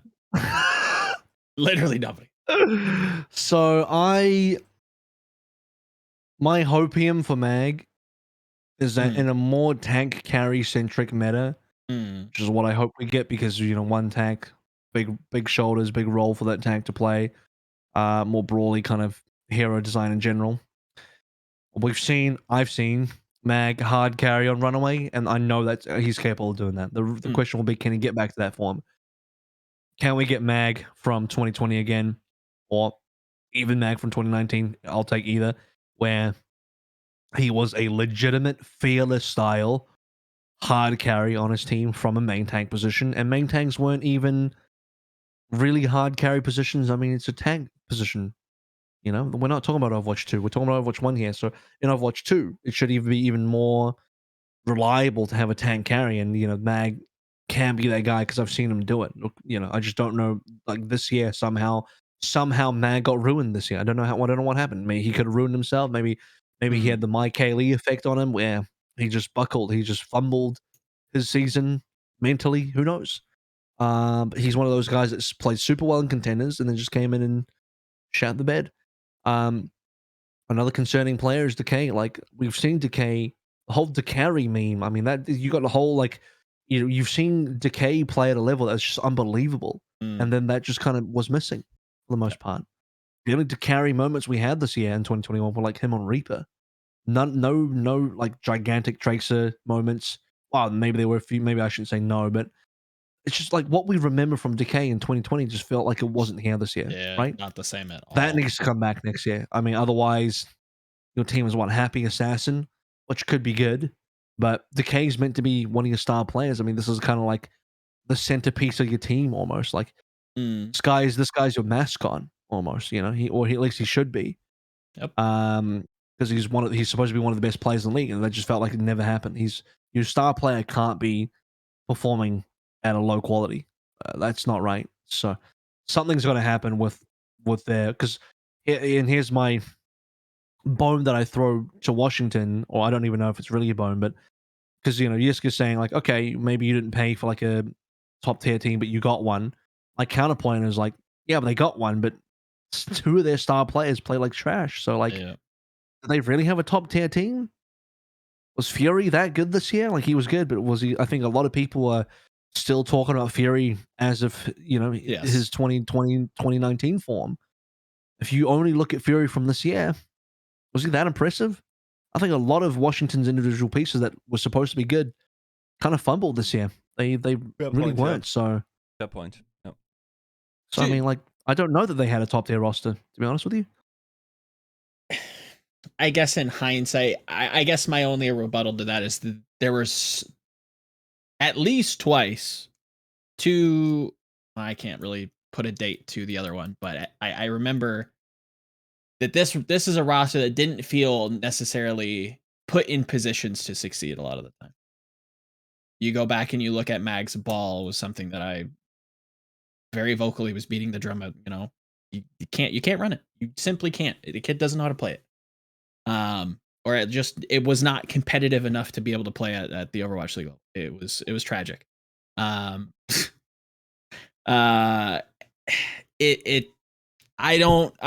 skeptical. I'm willing to give Ty Dollar a shot. I don't hate the Kalios move. Yeah, I don't know. I guess I'm weirdly kind of high on Justice. I trust Ty Dollar. From what I understand, he's a very influential, very good coach. Like, he's just very fucking good. Like a Moby Dick level or good, maybe even potentially. He doesn't have the same reputation. Sure. But as far as I'm aware, the quality is there. So I'm looking forward to what Moby Dick can do with the individuals, because I think that's what they need. I think you need to get the full potential out of your individual players again, and to sort of deliver what was promised expectations wise. Yeah. But in either case, to sum up on the Washington Justice, I got them kind of mid-table NA for now. I'm going to leave it at that because I'm not going to put huge expectations on this roster just yet. I think they've made some moves that are a little bit more, I'm not going to say dangerous, but they're definitely, it's definitely more of a, let's develop these guys for the long term. Yeah. Maybe I'm just talking about opener. I think Krillin and Vigilante will be decent, but you get to be seen. Kalios will be decent, but I don't know. I still think Mag and Decay need to do a lot to step up. For me personally, they've got some star power. Yeah, I mean that's obvious. It's just was 2021 the median? Is that what we can expect from this team, or was that just a flash in the pan, like you're saying? So cool. We'll see. Final thoughts, Yiska? Anybody? No, I mean, once again, like, we'll see. I think that fundamentally, like, this team is probably capable of, like, definitely streaking for like a stage and whatnot. I don't know what the competitive structure will look like, but like, I think this has really strong metas, theoretically speaking. Like, even if I extrapolates to 5v5, just by the strength of the DPS, I think like Decay and Happy in their best possible meta of like, I don't know what that would be, like even something like Tracer Widow or something, would probably be pretty scary, especially if they are heavy peeking. So yeah, I don't know. We'll see. Alrighty. That wraps that up. Okay. Joe, take us away. Yes. Tell us what we're doing next. It's time for some energy. It's time to get a little, hopefully, excited. We'll see if the boys like it. Because this off season is, content's getting a little short, getting a little dry, as AVRL said at the top of the hour. So last minute, kind of scrambled together, pieced together kind of a fun little segment that I like to call "Get Off the Fence." I feel like esports in general can be very, wishy-washy. We don't necessarily, we're hedging our bets. I'm guilty as charged. Yes, you are. But yes, very much so. I'm Captain Kent Fence Sitter. That's why I'm the host here, and you guys get to play. So I get to not have to do anything, but ask you questions. So name of the game. We've got 10 questions. We've got 2 hosts. First person, that I pose the question to answers relatively, not necessarily, you don't have to off the top of the head. You could definitely have time to think about it, but we're going for hot takes. We're going for, just how you feel, whatever that is. No contextualization. You can give some whys to it. Some of the questions do have a why part, but regardless. Right. 10 questions, 2 hosts. We're going to give it, once the initial person asks, I'll open the floor to the other hosts, see if they want to kind of chime in, maybe give a rebuttal, maybe debate a little bit. But as long as, everybody's ready, we'll kind of get started. Any questions? What if the fence feels You're very the one asking the comfortable? questions here. No, I'm well prepared. Yiska, what would you have? What did you say? What if the fence feels very comfortable to sit on? Well, we're gonna have to get you some KY jelly, ease you off of it, make sure that we're not damaging any internal organs. I know Germany's pretty scientifically advanced, so I'm sure we could get that Where fixed is up. the line between a fence and a wall? Because at what point because functionally they kind of serve the same purpose, They do. just different scales, right? True. So true. like my fence that I sit on is kind of like the Great Wall of China. It is very large, and a very well constructed, effective fence that keeps people from the north out. True. To the south. Right. My wall is like that giant ice wall from Game of Thrones. I mean, So fair. Those dirty free folk out. Completely of my- very my easy to break. Or, Flourishing lands. terrible easy plot. to break. That shit stood there. That shit stood there for 10,000 years. It'd be easy to break. I mean, it looked like paper mache, basically, like in the show, didn't it? Depends if you have a big dragon or not. It's actually nuts that Daenerys threw a 3 dragon lead, right?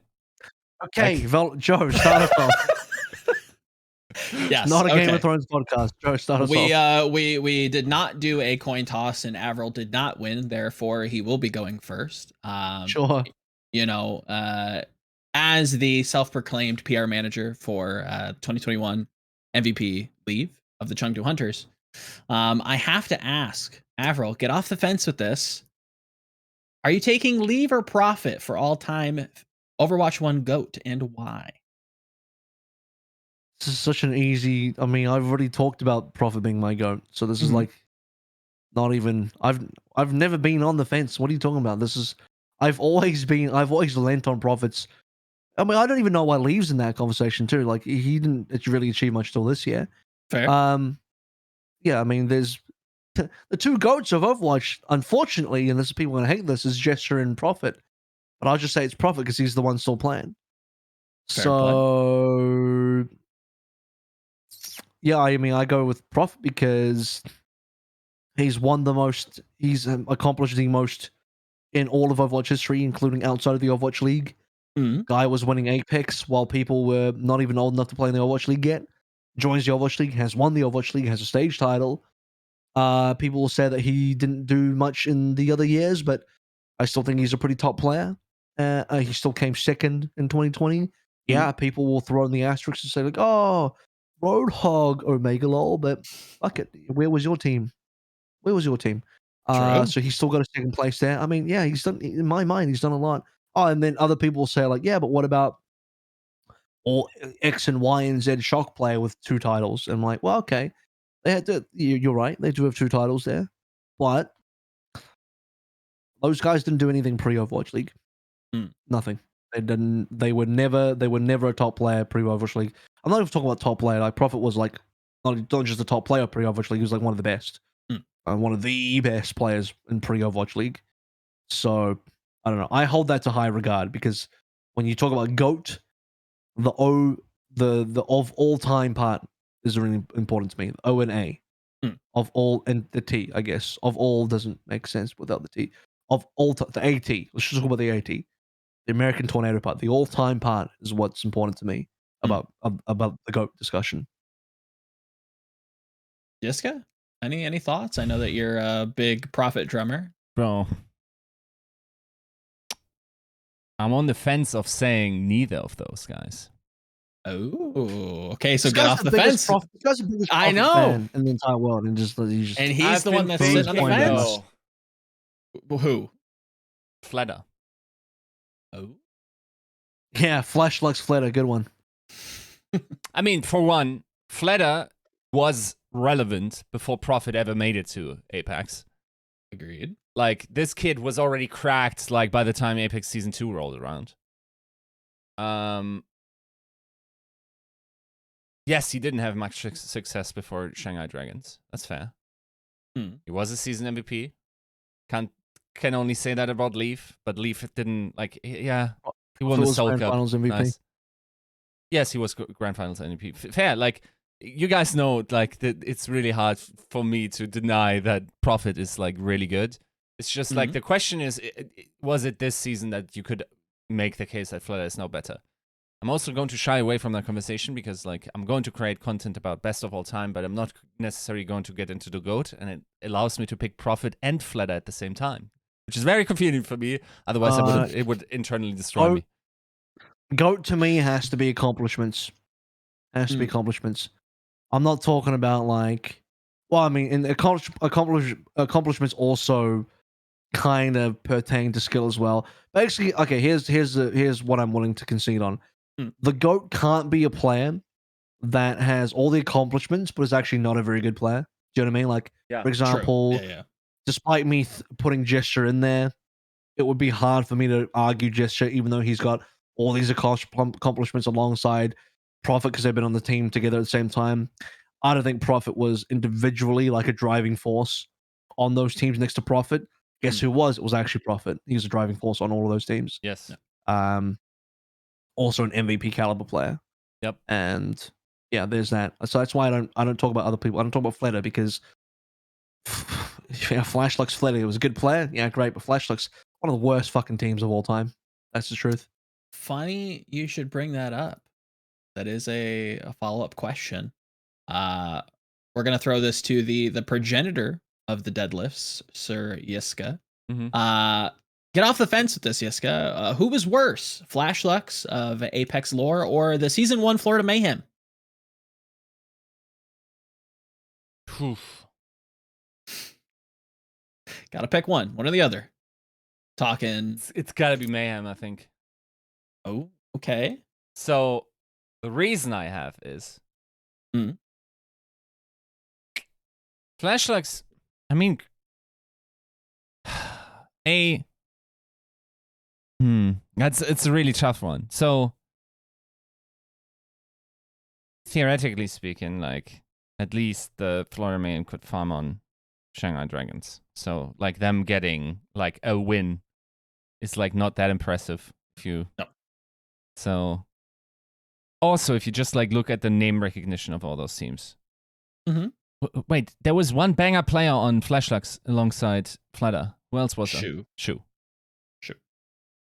Now, of course, he wasn't Shu that we now know. I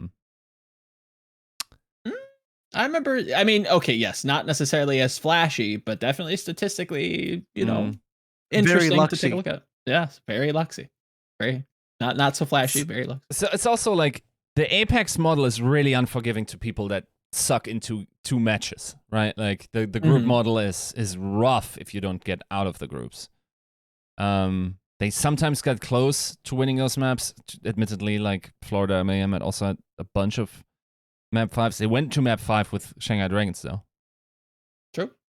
And I mean they had decent European players and then they role swapped them.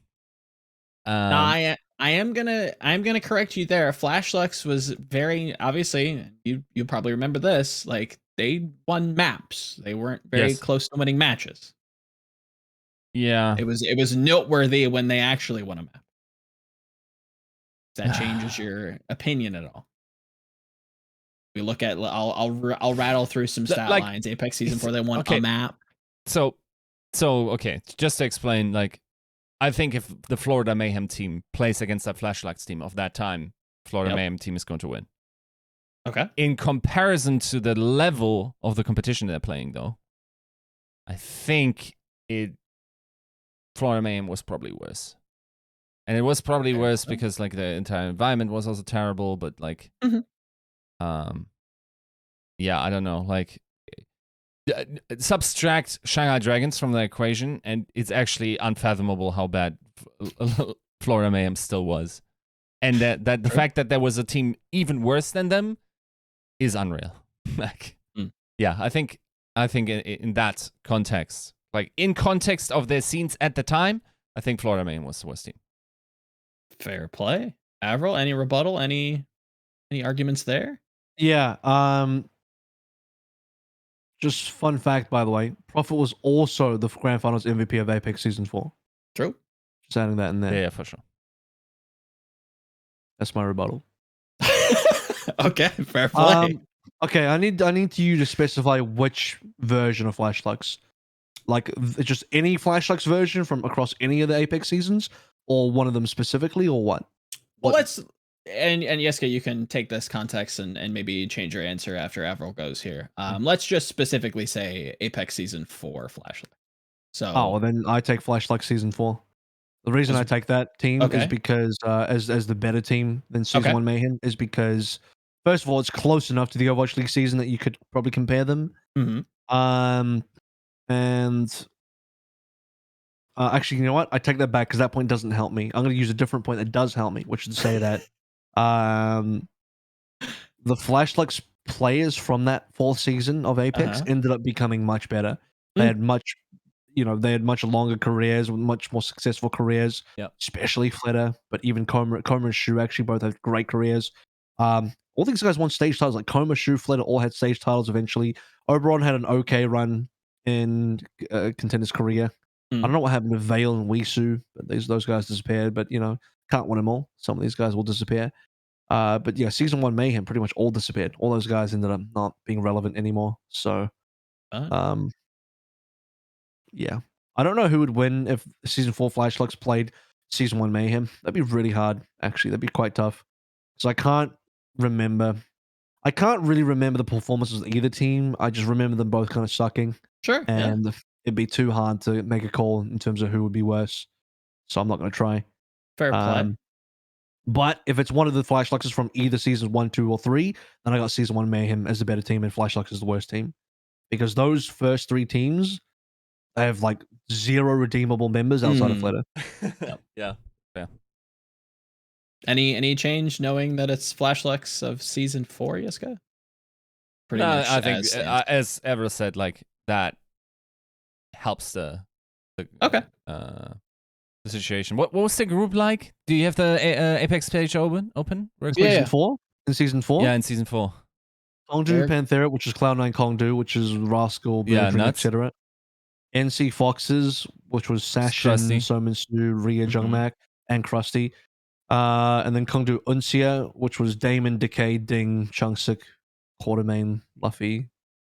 Bruh, you're not getting out of that. Like that's like everyone has an Overwatch League champion in that group. Like it's I don't know. Like you can't really measure them against like some of the best players. Have an Overwatch League champion on their team. True. Yes. Yes. True. Yeah. So all 4 of those teams had Overwatch League champions on it. Amazingly, what a group, huh? What a group. Dude, Apex is so underrated. Unreal. Go back and watch it. I hear some people. I don't think anyone underrates Apex. What you just said is just not true. I don't know. Who's underrating Apex? Like new fans that are coming in specifically from Overwatch League that haven't necessarily gone back and. Most of those guys shut up and they're just like, well, everyone else says Apex is good, so I guess I just don't have an opinion on it. Most of those guys are smart enough to not say anything. Yeah. Most. Watch me. I'm going to make the case that what Lunatic High did, winning Apex back-to-back, is equal 1 Overwatch League title. It should be, and I will defend this to my grave. But watch the haters come out and say, well, it wasn't that developed back then. Well, you don't understand relative strength. I will say Apex titles in general were equal to Overwatch League titles back in the day. And that, again, I use that as evidence to support my Prophet GOAT claim. Because at that point in time, though that was the highest level of Overwatch competition. Yes. So I don't see why that should count for any less. And they also didn't have the stupid limitation of only having to field 18-year-old players. So our 16-year-old crack lords could already like pound faces. Yiska, it's not a stupid limitation. Joe. I support child labor, as you can tell. Joe, throw that up as a bonus question. No. It's not stupid. You really want children dropping out of school to play Overwatch or any esports? Stupid. That's stupid. Yes. If you're gonna be an esports player, you pretty much have to do that full time. I think it's like irresponsible to let anyone play Overwatch professionally. So. Okay, I'm moving away from Overwatch. I'm just saying esports in general. Agreed. So, like, I'm heavily against basically, I'm heavily against like people exiting and leaving their education to pursue esports. That's stupid. Agreed. So, 18's fine. I would even move that up to a 19 in terms of age limit. I dropped a comment on Reddit today about this shit. So, really? Yeah, I mean, so it just because someone was. I mean, at that point, Overwatch League is like actually not even close to the best competition in the world. Then, well, do you want minors dropping out of school to play esports? Yeah, I think having a pro player career sufficiently screws with your prospects of a future anyway. Using the most fruitful years and entrenching bad habits, and like I'm gonna say it's fun for us. It's fun for the viewers. Like, yeah, I want to see the best competition too, but at what cost? At the cost of like having child gladiators leaving school for this shit? Like, no, that's what a bad price to pay. Like, I don't know. I can't support that. I could never support that. So I will sacrifice some level of competitive, play for people not having their lives fucked over, essentially. I would rather have a UZI. Any day. Fair play. Yiska hates That's children. different. You'd rather have a what? Sorry, UZI or from League of Legends. yeah. Mm. Talking about Uzi. Yeah, well, that's one. You bring up one guy who really succeeded. What about the 100 clones that didn't succeed that left school and now don't have an education? Thousands of clones. If we're talking about League of Legends in China, to be honest with you. I mean, You bring up one successful guy. Like, come on. it feels like the alternative for those guys would have been to just play just as much, but have no opportunity to make money. That's up to them. And that's at least not the esport encouraging them to do so.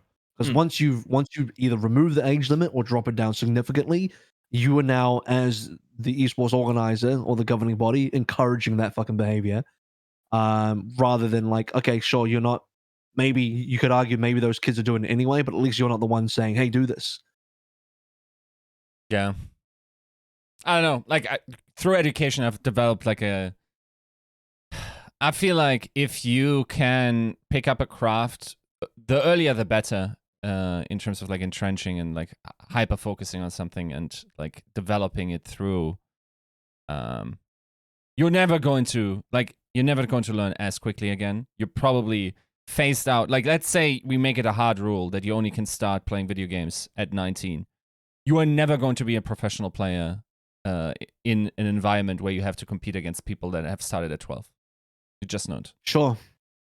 I mean, this is why, like, as we've completely derailed Joe's show now. No, this was the point. This was entirely. This is according to plan.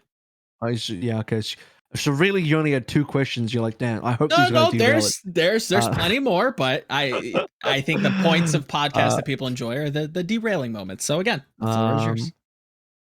Yeah. So I lost my train of thought now. Basically, taking kids out of school bad is my point. Leave a comment below YouTube if you hate children, just like Yiska. I just don't believe in watching children fight for entertainment. For instance, like I believe in taking kids out of school every single time if adequate homeschooling is provided, because that statistically is just the way better education than. If you had a good, I was gonna say collegiate system, but now we're out of high school if we're talking about that. Right. Let's just maybe like a good school esports program.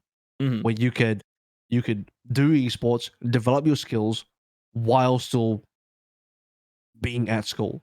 Basically, if you had the type of programs that high schools would have for traditional sports, wouldn't be an issue, because for the most part, no one's leaving school in high school to play traditional sports unless you're like some unbelievably god tier prodigy player, right? And you're like 16 or 17, and then you join like a professional team somewhere, getting paid a lot of money, and you are like a prospect for like a top pay contract in future years, earning millions of dollars. Yeah. Different story. But in esports, you're doing that for nothing. Yeah, you're doing that for like a tiny chance to get like what, a 50K USD salary for 1 year, maybe 2, 3 years max, and then what? You retire and do what? You got no education, you got nothing. I mean, if you're against that, you probably want to facilitate esports that don't have a high frequency of changes, right? You want to have stabilized esports that don't matter change, so your career can be expected to be 5-6 years, and you actually make some bank doing so. Yeah, I mean, there's a lot that can be done there as well, but also teams want the best talent, and because these young players coming through and these rookies are so good every single time. Because you're not wrong. A lot of them are grinded. They're grinding from like 14 or something, 13, 14. They're grinding 4 or 5 years, getting ready, and then they're finally 18 and they can play in whatever esport they're trying to get into. Because let's not beat around the bush. Other esports also have age limits for a good reason, for the same reason. These rookies are incredible because they've been in the pipeline, for so long. Especially in the case of Overwatch, you're like a 15-year-old in Overwatch Contenders. You play a Contenders career, especially you play through there. By the time you come out the other end, your fucking name is proper and you're like an absolute god at the game. Yeah. Even though maybe that's not a fair example because he's one person, but like a lot of those dudes coming out of Contenders career are phenomenal, and they're only just turning 18. A couple Western names I can think of that are perpetually 12 years old that are just not allowed to play. People are gonna dislike me for this, but I think that China rule of like limiting game time hours, and like basically you need to be 18 plus to really put in a shitload of time and compete. Like for a society, is probably a good thing. Probably healthy. Yeah. People might dislike me for saying that, like, oh, my freedoms, but like, what's the alternative thing you're doing with that time though? Pursuing an education, hopefully. Hopefully, building life skills. Very. There's very former low teacher, bearing. Hopefully, they're not doing that. Well, I mean, they're that's not doing shit. Look, if they're watching Netflix. If you're not going to do that anyway, then that's on you. But like, I think baiting kids into esports at a very young age, where then like they maybe get baited into doing that instead of anything else in real life, or they just like quit school for it. It's just fucking like you are just screwing kids over. You're screwing people over hardcore because of that. Like no kid should ever drop out of school to pursue esports, in my opinion. That's gross. That's predatory. Yeah. So I don't know. By the Part way, of me always feels like, just to add a little bit to the context of the discussion, like someone like Space did that as well. They did. I remember writing an article about them when he was still with Immortals, and they were doing agilities. Yeah. Him and I think Verbo were doing online classes. Yeah. Cool. So, and good on them for doing online classes and keeping up. But like, we're talking about another success story. Yeah. And I guarantee you, one success story, there's a fucking 1,000 failures. And those failures are what I'm talking about. Those are the kids that have their lives fucked. Yeah, I mean, Space, he's doing fine. He's earning a lot of money. He's getting big bags in the Overwatch League. Good on him. He made the right call. His parents made the right call. That's a high fucking risk to take. At the same time, you gotta weigh it up against like. I think I just have a fundamentally different. Like, I don't care about the bottom. Like, yes, you got to risk, and then you fall through if your dream doesn't work out. The alternative is to get a good education so you can get a good desk job, so you can arrive at a destination that actually never comes in. Now you're currently in your casket. Like, I don't know. Like, if people desire that shit. Hey, a desk job pays you money, which I don't care for. Well, if you wanna have an income, a desk job will give you that. It doesn't sound sexy. It's not. You're not going to be in a sports car, but you'll fucking be alive, not on the street. Whereas you try and pursue something that, I mean, that is like a fucking fantasy. I mean, yes, but like that's also possible. Yeah, I mean, it will inevitably damage your chances if you're one of the guys that fall through the cracks. But like, it's like if you still show up, you still will have like the ability to support yourself. It might not support a family. That's a decision that you're then making. So ultimately, the end of this is you need the smart thing to do is to pursue your dreams and pursue the things you enjoy while having backup options and having an education to fall back on. Because wise life advice. Because like I know kids who sacrificed their education to try and pursue esports and are currently still failing, and I'm still like, man, I don't think you're making the right choices in life. But yeah, I mean, I get it. Like I'm stubborn as shit as well. Like you couldn't tell me years ago that I shouldn't pursue esports. I was going to give it my all, and now I have mad survivorship bias as well. But because I have mad survivorship bias is why I can speak to the other side. Yeah, because I've seen the thousands of people that didn't make it. Yeah. You know what I mean? Like, and those are the people that get screwed over, not the people that succeed. So, Joe, have I answered your question? Beautifully. Again, I think that was fruitful. I didn't want to get in the way of it. A lot of words to live by. Chase your dreams, but definitely keep in mind the future is always daunting. But this is why I love collegiate. Go collegiate, the best collegiate. Program. Agreed. You can get an education and be a pro. It doesn't get better than that. Hearing a lot of positive things even in the back end. So again, fingers crossed that all works out with homecoming and whatnot. That said, AVRL. Speaking of people who haven't necessarily deserved or have deserved a chance, but necessarily haven't gotten it yet. I don't think I need to tell you to get off the fence with this. I think there's a couple names that you could probably draw. Could you name a Contenders star from this season or any previous that deserves a chance coming into 2022? Any names that kind of jump out at you that people are really not looking at? Oh, the speed of this answer is very telling, isn't it? No, yeah, fucking Otto. I've already talked about this guy. Give Otto a chance. Why is Otto not given a look at? He was actually legitimately good. And like Flex DPS is still going to be relevant more than ever in Overwatch 2. And for everyone that is like, I don't know. I feel like I don't know. I don't even want to speculate on why he hasn't been picked up yet. But he's probably at the top of my list as someone that hasn't been picked up. That I'm like, Jesus, he's pretty good. I think Although is another player that was super impressive as well. Although is like dynamite good. This guy is phenomenal. In fact, I think if we're gonna really compare player skill to skill, I might even say Althoug's better than Ardo. But I think Ardo's had obviously more success because he was on a better team. But both of those players deserve a shot. Hey, even Merit, even though I'm like the one guy that's just like, yeah, maybe Merit's a little overrated. He's still rated enough that he probably deserves a shot. And who else beyond that? Those are the main ones. Okay. I mean, I could go on, but those would be my main ones so far. They're all Korean though. Let me just see. I think from the other regions, I think Nami's been really good from Australia. Maybe I'm a little bit biased because I also cast Australia, but he's been really mechanically impressive to me, at least. And before anyone says like, yeah, but he's just playing against other Australian teams, like this guy fucking exclusively plays ranked in Korea and NA and does well. His mechanics are still impressive there. Before anyone says, oh, that's just ranked, I mean, like, keep moving the goalposts. Like, what else? Like, I guess like you're not going to be convinced unless he plays for a Korean or NA team. So I don't know. Maybe that's what he needs to do. But if you're willing to move the goalposts that far, you're apparently just going to keep moving them anyway. So there's nothing I'll say that will convince you. Who else? October 2nd for October 2 from Billy Gaming is all right. Okay, I'd give him a shot. Interesting. I think Hyunjae from Billy hasn't been looked at either, and he's the main support from Hyunjae Irony duo. Hyunjae was pretty good this year. Mike Lee has been showing some improvement. C-Wave as well. Those two DPs from I was about to say Uprising, Up Academy, which is Ultra Prime, which is the Guangzhou Academy team, not Uprising.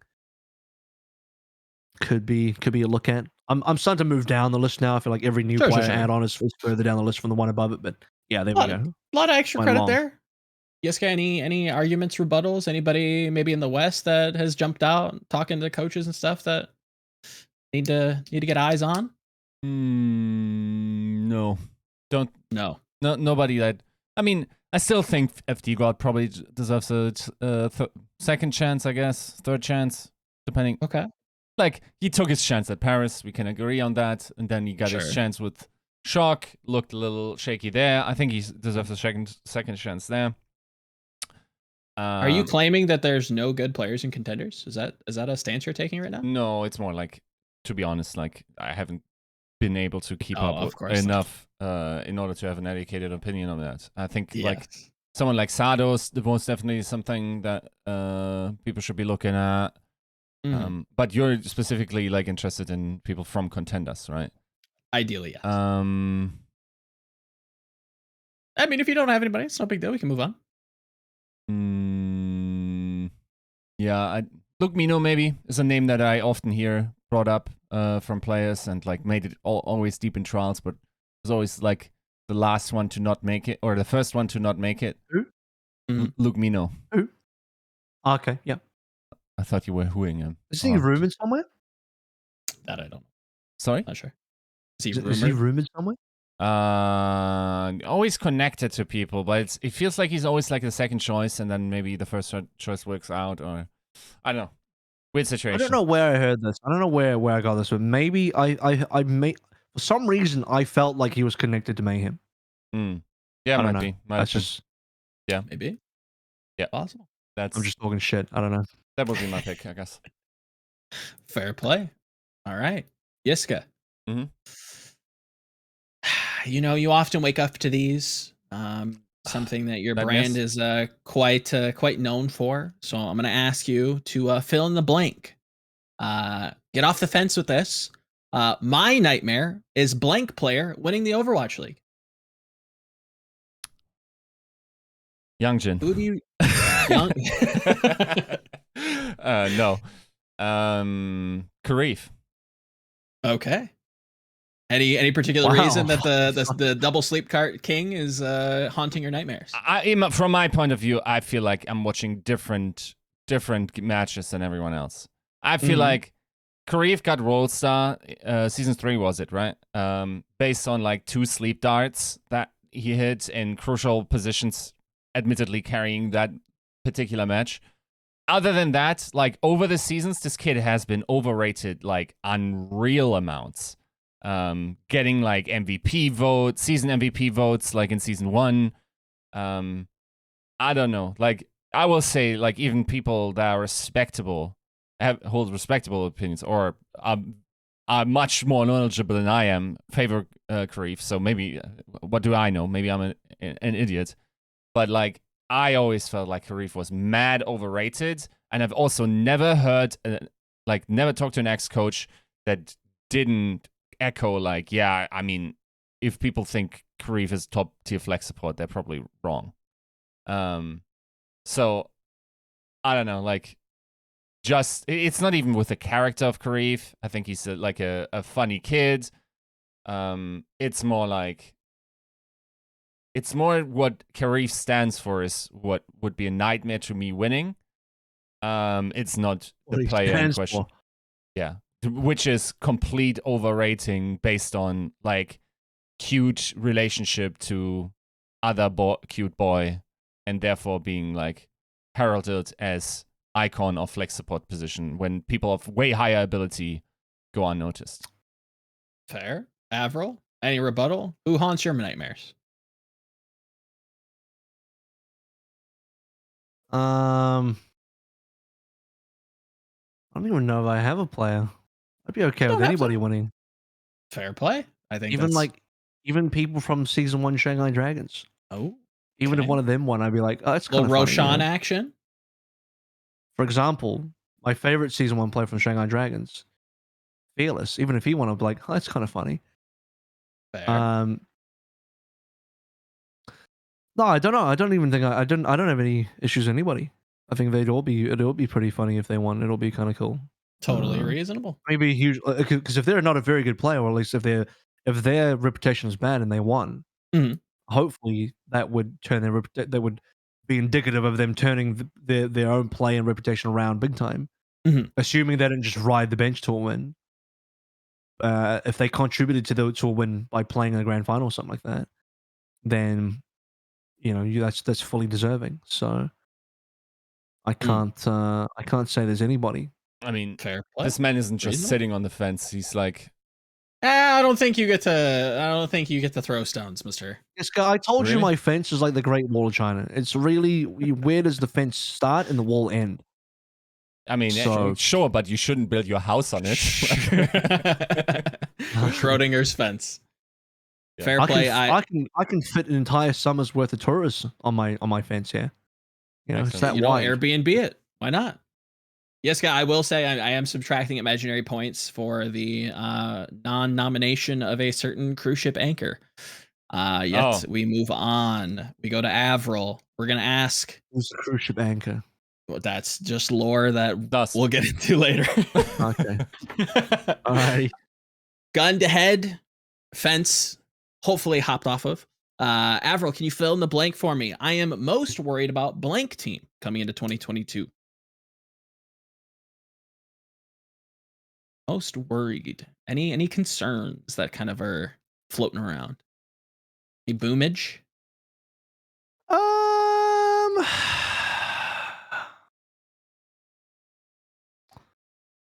I am pretty worried about. I'm gonna try and pick a top team. Okay. a top team that people might not be worried. I'm actually worried about Shock. Ooh. And the reason for that is because their roster's not complete yet. And I guess I have to kind of find out what the rest of their roster looks like. And I feel like they're the kind of roster that is very heavily relying on rookie talent to be extremely good. And while there's a high chance of that being the case, I mean, we've seen really hyped up rookie talent fumble. I mean, Hello Mag. And he's not the only one, to be fair. There's been others in the past that I can't name off the top of my head, but we'll get there. Shock. I mean, those I've explained this on previous discussions about Shock, but those O2 guys have never played on a mixed team, nor have they played outside of Korea in general. And there's a lot of pressure. There's a lot of pressure playing next to Krusty, playing on the Shock, who are 2-peat champions, and then a lot of expectation on someone like Proper, who is probably the most hyped up player of all time in terms of rookie coming in. So all of that can be a lot to play under. So I'm actually pretty concerned about them, that they might not live up to those expectations, because those expectations, like, again, I guess I kind of start this thing where I nudge a boulder down a hill, but man, that thing picks up some speed, and I can't even stop it now. It's at the point where the way people online talk about them is like, it's to a level where, like, I don't think anybody can live up to that. And like, I'm not even the one saying that. I'm not even one like coming up with anything outlandish. My initial takes were pretty, I think, fair. But you know, that boulder, that snowball has gotten to a ridiculous size that is kind of hard to live up to now. So a little worried about the Shock. Fair. Yiska, any team that's giving you London vibes or something? Atlanta. Okay, why is that? I feel Why like Atlanta? if they catch a bad season start, it's RIP, my dude. Hang on, didn't that happen this year? They didn't start all that It's great. a different mix-up though. So let me qualify this. Smaller coaching staff. I think losing Hunter is a big deal. I think there are a bunch of characters on that team.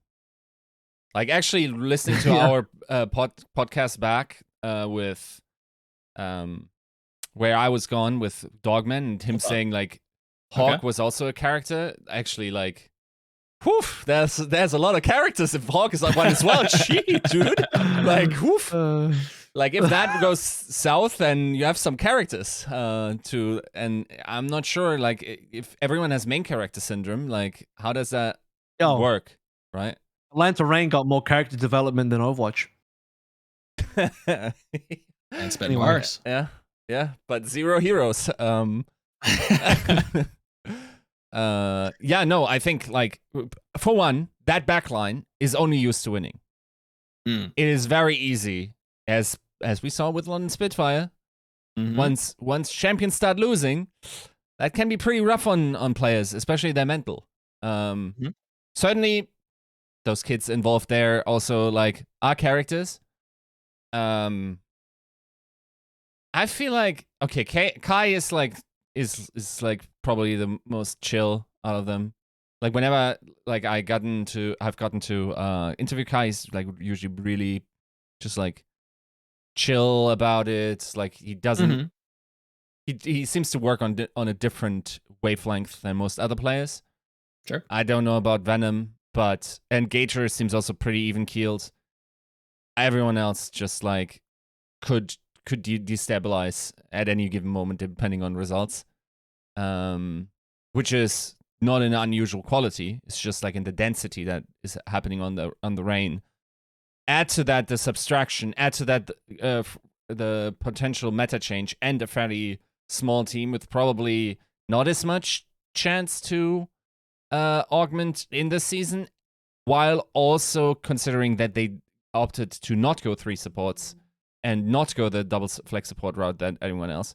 I think I'm a little concerned for them there, that like they were probably top 3, top 4 teams in the world this year. It could be a rough way down the hill from there on. Okay, fair enough. AVRL, any quick thoughts? Damn, Yiska had a better answer than me. I mean, I could have just cheated and said like, "Oh, you're the Valiant." The Valiant, I'm yeah. really worried about them. Oh, I'm really quite worried. That's fair. But- I think both are well put together. Could have gone for the Yiska. low hanging fruit, you know. Yeah. Just picked an obviously bad team. Like, oh, I'm No so fun. worried for this obviously bad team. Yeah. Oh, fun. I think the shock was well said. Yeah. Yiska. As you know, we're all time is no friend to any of us. Get off the fence with this. Who is a retiree that you would love to see return in 2022 and why? Who's retired that you want to see back in the league? Can I Is it take players that retired just recently? That would be lame, right? Sure. I mean, sure, if you want to be a I mean, yeah, you can only take players that retired in 2016. I mean, saying Birdring feels cheap, right? Like that's like a little bit too obvious. I think I'm reach in the pocket a little bit. I think I'm reaching a little bit more in the pocket, but probably not too far. Okay. I'll say Bumper. Okay. So I think like more of the mechanically skilled main tanks, always like really quick to pick up new heroes, which is a skill that would be required. Really just phased out because he didn't give a shit anymore, like and like went his own way. I think it would be super fun to have a character like that back in the league. I think theoretically speaking, the aggressive playstyle might just be what a main tank needs to play. Mhm. So that would be my choice. Okay, AVRL. Retiree you want back. Takesy backsies. Anybody you like. All of the season 1 Shanghai Dragons. Some people just like to watch the world burn, and I AVRL's think holding that I position think right the retiree I'd really like to see back is Patapan. Oh. No, I think now. I hear he's doing well in that other game.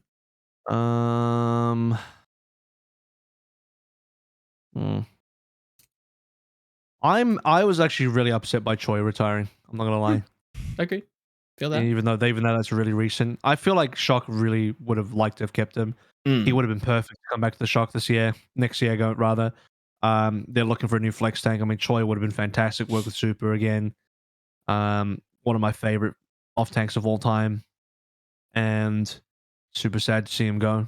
Oh. He would have been so good for so many. Like, he could have gone to Soul next to Smurf. Starter He could have against stayed on somebody, yeah. Shock next to Super. He could have been on any team. So many teams. I mean, fuck. I'm sure Washington would have tried to drop a bag on him. You know, they got Kalios, but I'm sure they would have preferred to get Choi. Like, so many teams could have used this guy. So I'm sure that Toronto would have dropped a huge bag on him and not have gotten Hopper if they had the option of Choi. Likely. So yeah, losing Choi, like, I think just hurts the league. Just like, seriously, this guy was in my mind still in his prime, because people keep saying like, oh, maybe he's washed. And then you see him play. I think he played phenomenally in the playoffs. Yeah. This year's playoffs, he was so good. Like, this guy is literally still at his peak. Yeah. So yeah, that sucked. We all wish. Can Go I ahead. throw? I mean, one obvious name is Huxall as well, right? Sure. That's like Love to see him come back for Overwatch 2. Am I misremembering? Did he say as much maybe with when he was maybe. retired? I thought I vaguely remember that, but This guy only plays League of Legends now. Yeah. So, him and Juan J. Lee, rusty. right? Agreed. AVRL, throwing this to you. Get off the fence. Even though the Spark is a little wishy-washy when it comes to their performance, are you bullish on Shy going into 2022? Is that still a player that you think can perform? Hell yeah. Okay. Because he had some of the highest individual mechanical peaks I'd ever seen on any player this year. Okay. And that, you're going up against people like Lip, Leave, Flitter, Fearless, and some of their peaks were ridiculous, right? Especially Leave's peaks were quite. I'll be straight. Leave's peaks were way higher than. Well, I don't know about way high, but definitely higher than Shy's. But Shy's peaks on hit scans, even with Lip in the pool. Like Lip did some wild stuff on Sombra, especially. Right? That's his hero, right? Shy on those flick scans, on those specific sniper-esque kind of heroes. Holy shit, he was good. Like, to the point where, like, jaw-droppingly good. To the point where I didn't see other players do that. His Cassidy, his Ashe in particular, I did not see other players do that to his level of consistency and wow factor, and just how crazy his shots were. There was that one dynamite clip on. I remember casting this as well on Hollywood. Can't remember who it was against, where he just like did some of the wildest flicks accurately on players as a Cassidy on Hollywood B. It was I remember distinctly how beautiful it was to watch, even in slow motion. It was slowed down to like 25%, and I'm like, dude, it's still impressive. It is still so good, even at this speed. Yeah, I think Shy has the capability to be the best hit scan in the world. If he has the right team around him with some decent coaching, and he can, go back to be back at that peak again. Wow, this guy's unstoppable. Yiska? Shy, 2022. I mean, I'm just worried that he's signed to the wrong team. That's the only thing that has me a little worried. I'm not at all worried about his ability as a player. Like, it's probably like, yeah, I think so. Like, he's probably top 5 talented player ever in Overwatch. Mechanically. It's really, like, I don't think anyone clearly outmuscles him mechanically in the history of Overwatch. That should theoretically leave. should theoretically like transition pretty well.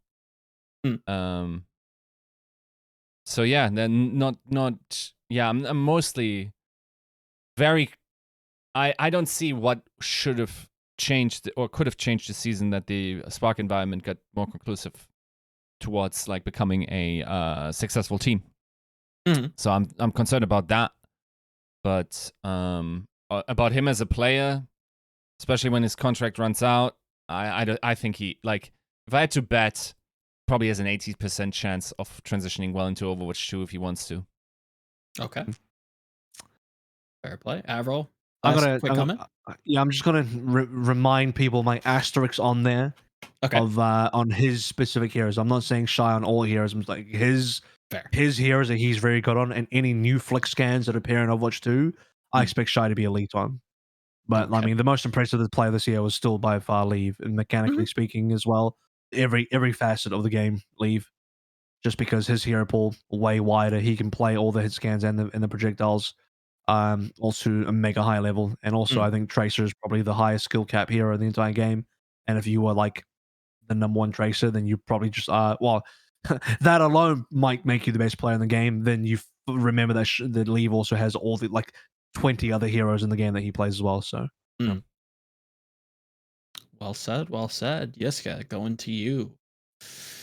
KY Jelly, we're gonna try and get you off this fence. 2021 rolestars. There was a name that the community kind of deemed was robbed. Do you feel like Hawk was robbed for the Tank Rolestar Award?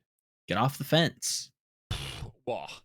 So the problem off-tank players always have is like, I feel like off-tank is unusually stacked with sure. Yeah. Like if it was up to me, you're giving 0 awards to main tank players.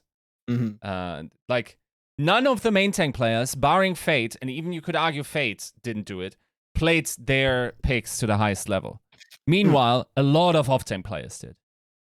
Now, is Hawk under-rewarded for whatever he does for Atlanta?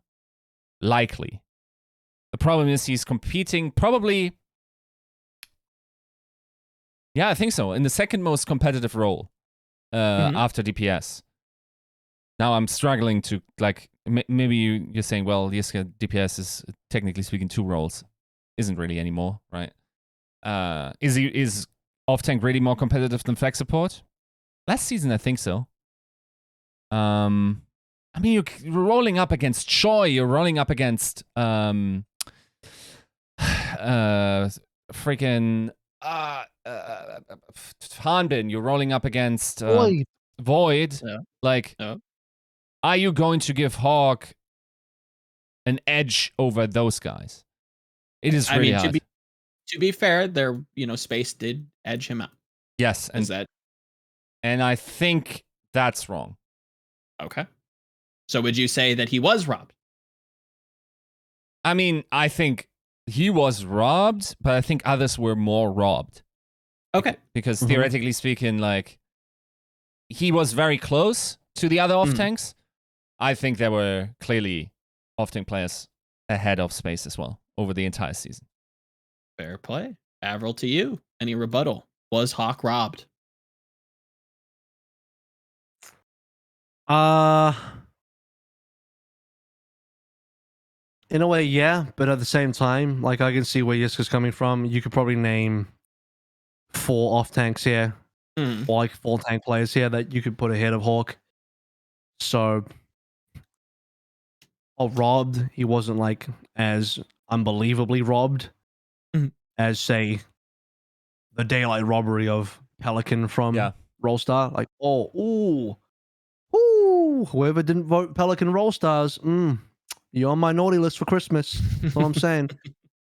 Because imagine Rookie of the Year, MVP candidate, clearly one of the best players we had all year long.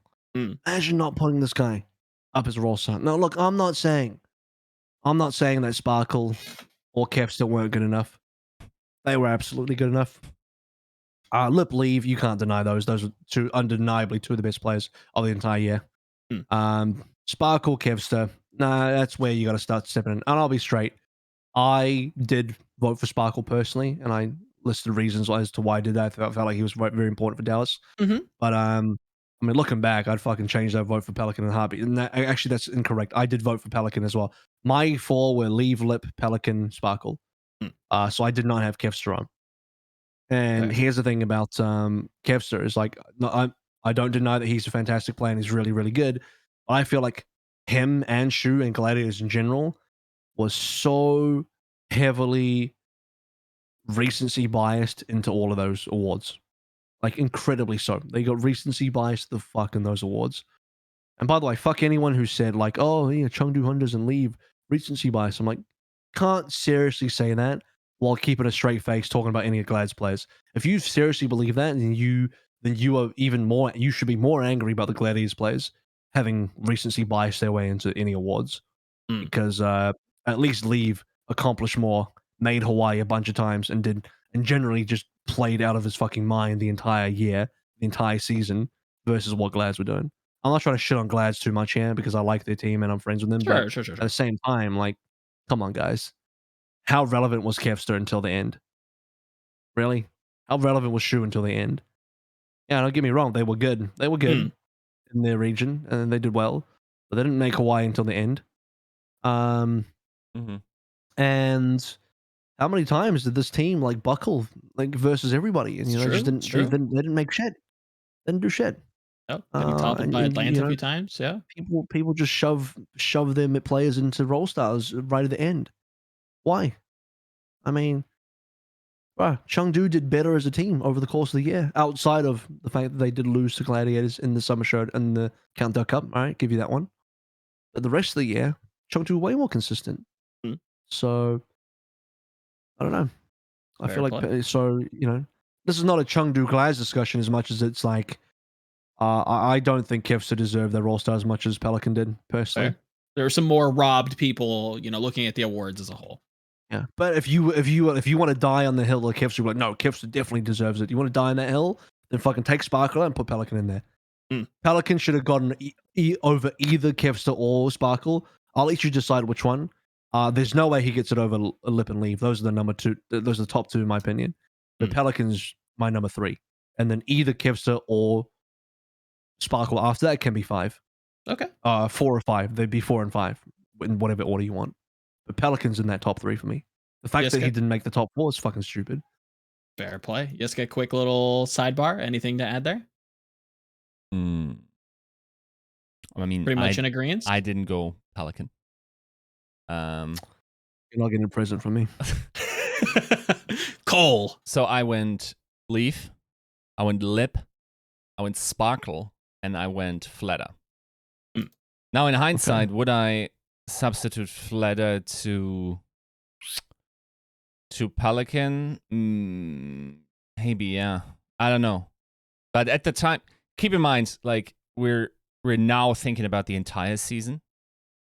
That wasn't necessarily the situation that we were in when we had to submit those votes. Correct. I think it was definitely very close. I could even justify probably putting Pelican over Sparkle easily. Probably would feel better than Flatter, honestly. Yeah, I agree. I think he was better than Sparkle.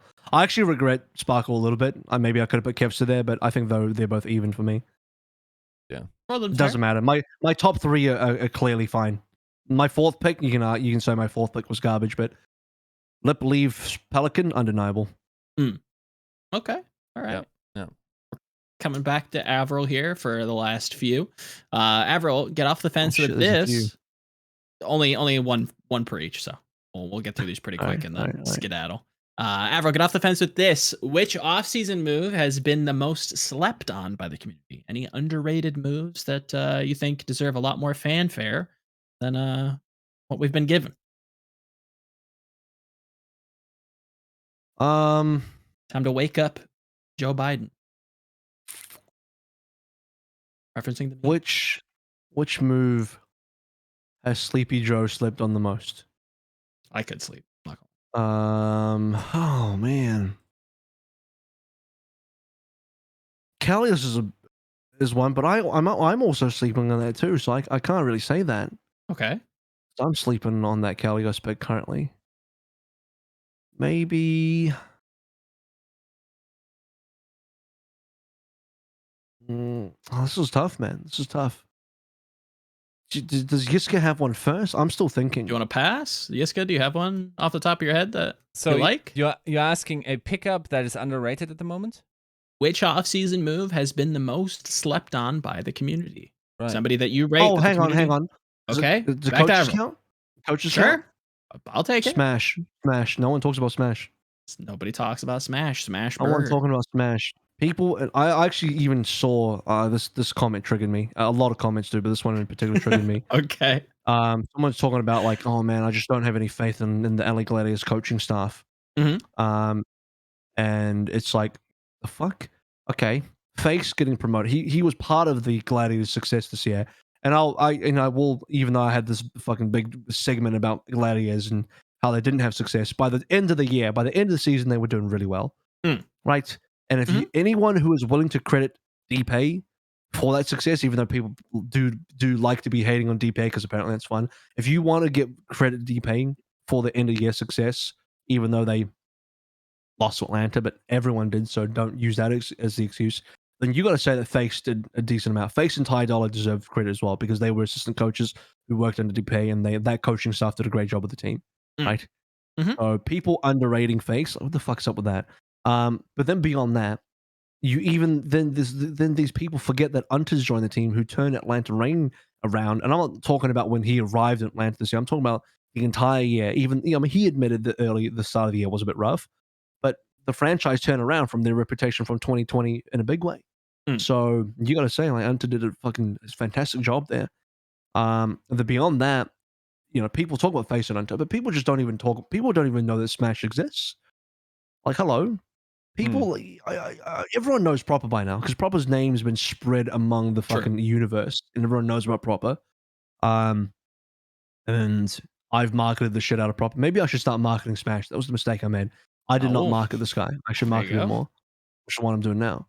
He's legitimately the brain behind O2 Blast's success this year. He was, by all intents and purposes, probably the head coach of O2. I mean, O2 Blast takes that title, but Smash, I'm just gonna say spiritually is kind of that guy. Even if he isn't, he's the assistant coach that he's like the Unter of that team. Right? He's that assistant coach that really got that team going. And him joining LA Gladiators is a big deal. Like, this is, I think, one of the biggest off-season coach signings there is. Okay. Next to Moby Dick, next to Ty Dollar, Smash right there. And people don't know about Smash because most people, I understand you probably don't follow Contenders. I understand. But if you know anything about O2 Blast and you're willing to talk about prop and you remember all that kind of shit, then I don't know why you would not talk about Smash as if he wasn't part of that success, and he was. So this pick is not only underrated, it's like he's not even on the radar. He's not even being rated anywhere. Because I think to be underrated, you have to be rated incorrectly. Right. He's just not He's even not rated at all. He's just not even being rated. That's a fucking crime. Fair play. So asleep that they're comatose to smashing that like button, which all of the YouTube community should do, by the way. Yiska, are you smashing or are you passing? Which off-season move has been the most slept on? I mean, I like the smash comment for sure. Okay. Okay, this is super, like, just because I talked... So I did an interview with Poco today, and I talked to him about 9K. Okay. And I think 9K going back to Shock is actually huge for the Shock. So, like, we know, like, Krusty's a good people manager, and he's also really good at micro stuff on some roles. 9K is the perfect puzzle piece because, like, Poco basically told me, like, it is really impressive when a coach can come into your role as a player and you send him, like, a VOD of where you think you played very well, and the coach comes over and says, you played very well, but you could do X, Y, and Z in the micro, and the player going, you know what? That's actually fucking true, dude. And in terms of, like, tank play, especially how it will develop in Overwatch 2, I think that's invaluable to have someone that really thoroughly understands tanks. Of course, like, maybe like, 9K will be out of his element with Overwatch 2 and the one tank meta, but at the same time, like, I trust him to be able to adapt and learn that very quickly, and to have that back on your team that's also, like, supported by a star-studded roster is potentially very large. And I think a lot of people were a little bit down on 9K because of sure, like, we hyped him a lot. Like, people think he was just like a general manager in season 3, comes into season 4, doesn't have the great success, of course. Like, everyone understands, like, the circumstances weren't the greatest, but, like, I don't think people necessarily think of him like, oh, one of the best coaches in Overwatch League, because, like, 9K is also a double threat. He has the micro and macro understanding, but he also has the people management on top of it, right? Can play good cop, bad cop with... That's a triple threat. As well. Triple threat, yes. And, yeah, I think, generally speaking, like, that might be something that can be very crucial to the Shock finding back to whatever they were before. And maybe we find out it was the trifecta of also Junkbuck being there. But we will see. Possibly. We will see if Thanos can collect all the Infinity Stones. AVRL, any quick rebuttal to that? Any thoughts? No rebuttal. Okay. Fair play. I'm just trying to think of a player. I can't think of a player that's been, like, heavily underrated so far. Maybe I've missed it. Maybe like a Gurio? Any feelings there? People really not talking about it? Okay. He's correctly rated. Hydron? People are right to be skeptical of Gurio. Okay. I don't know much about Hydron. I think most people have been okay with Hydron. Okay. I think the pick underrated. Underrated. Any Philly boys? I think they were initially underrated, but I think people are coming around to the fact that they're probably they're coming up. God, underrated. I don't know if there's been a player that's been heavily underrated so far. It probably is one, and I'm just not thinking of it. It's fair. If it comes to you, you can always come back to it. Keep it in the back pocket. Checkmate. Checkmate's underrated. Checkmate's underrated. Checkmate's heavily underrated because I've seen this guy on DPS. I don't know what he can do. And most people haven't seen him on DPS. So they just remember most people remember Checkmate as like, oh, he's that funny, a funny press shift tank guy who's actually a DPS player, but he never played DPS. That's what people remember. But because of that, his reputation's kind of been kind of under whack. His reputation's been skewed up. Yeah. You know, so I think he's underrated for that reason because people don't realize he's actually a good DPS player. They just think he's a bit of a meme. Fair play. Yiska, coming to you with the final fence to hop off of. Known as the captain, Lord Eye Roller himself. You're going to give out the Eye Roll of the Year award for this offseason. Which offseason move for the 2020 Overwatch League offseason has been the most overrated by the community? The Eye Roll award. Who is Big Sleepers? Oh, that's a hard one, man. Okay. What do you look at and you're just like, Yiska, I don't think this is Yiska gonna has work. to throw somebody under the bus, and I'm here, being nice and putting someone on the bus, Right. in the bus. Like, here you go, let me help you inside this bus. And Yiska's like, let me take you from inside the bus and throw you underneath it. Dude, like, this is like, he's baiting me in order to be in some fucking montage when that kid just actually wins, like, fucking rookie of the season. But so which kid is it? Which Okay. kid is it? You ready? Yeah. You ready? Sure. Yep. Atlanta's backline. Well, both of them. Both of them, yes. Okay, both Holy overrated. Yiska went. He got the 4 times double too. kill. His quota was 1 kid. He's like, oh, I'm gonna take 2 kids and throw Mom, them get both the under the bus. camera. Just people's elbowing both of Oh them. shit, dude. I guess.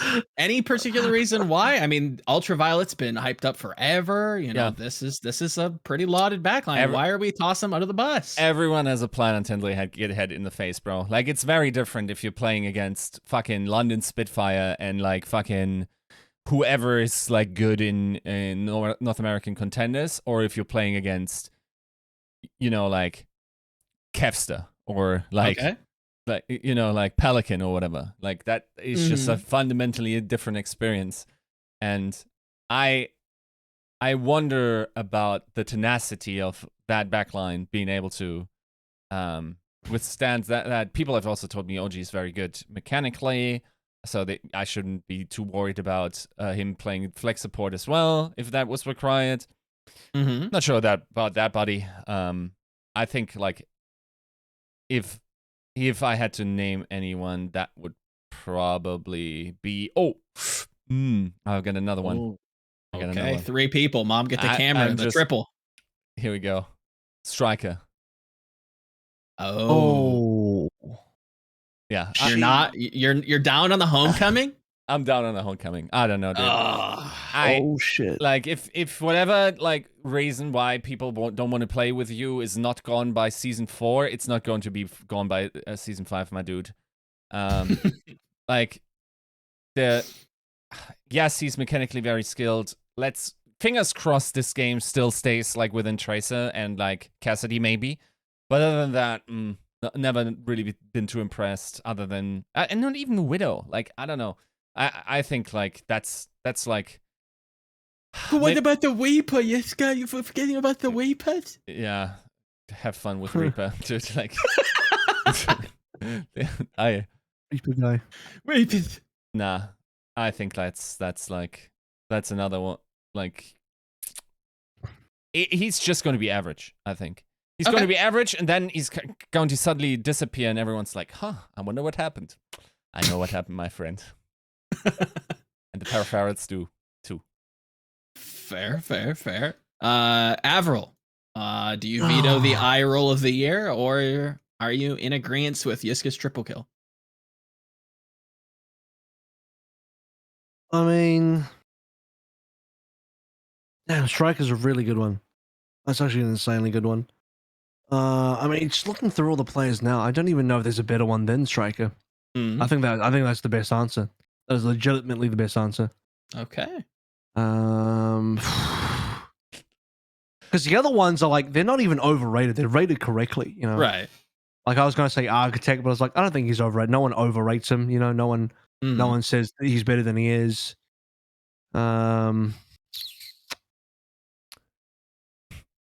don't know, man. Like, everyone's about correct. Everyone's about correctly rated. I don't think there's any. It's maybe. Am I the only one that thought like Piggy was just okay? Like, I know a lot of people really thought Piggy was really, really good. That's not even a new signing though. That's just like a retaining a player. Yeah. I don't even know that counts. Like, I mean, it's just a move. Which off-season move has been the most overrated? So, I mean, I guess retention is technically a move. It's up to you. yeah, You I mean, take I it don't however know. you want it. I wasn't like mega surprised. I wasn't mega impressed with Piggy personally. Mhm. So That's more than fair. maybe Violet actually? Is that because he that good this year? I think Violet probably had one of his worst years, if anything. To be fair, if you're a shock player, not winning the season is considered your worst year now. Anything below first place in the entire season is your worst year, considering you won twice in a row. Yours has a flex, but man. Tundle roll. I think I don't know. Violet this wasn't a great year for Violet. He wasn't elite at all. I don't think Violet made it on anyone's like super elite flex support list. Like he actually dropped out of that list. But I don't know if he's over. The other problem is I don't know if he's overrated because I think most people agree with that, which means he's rated correctly. Possible. So yeah, it's just striker. It's just striker then. Okay. I don't have another answer to that because I feel like everyone is correctly rated. I can't even say Hisu because I think most people have rated Hisu correctly. Yeah. That he's like a good okay player. I think some hardcore Toronto Defiant fans definitely overrate Hisu, but you know they're a little bit biased, and I'll give them that. You know, it's understandable. Yiska, quick little addendum, amendment.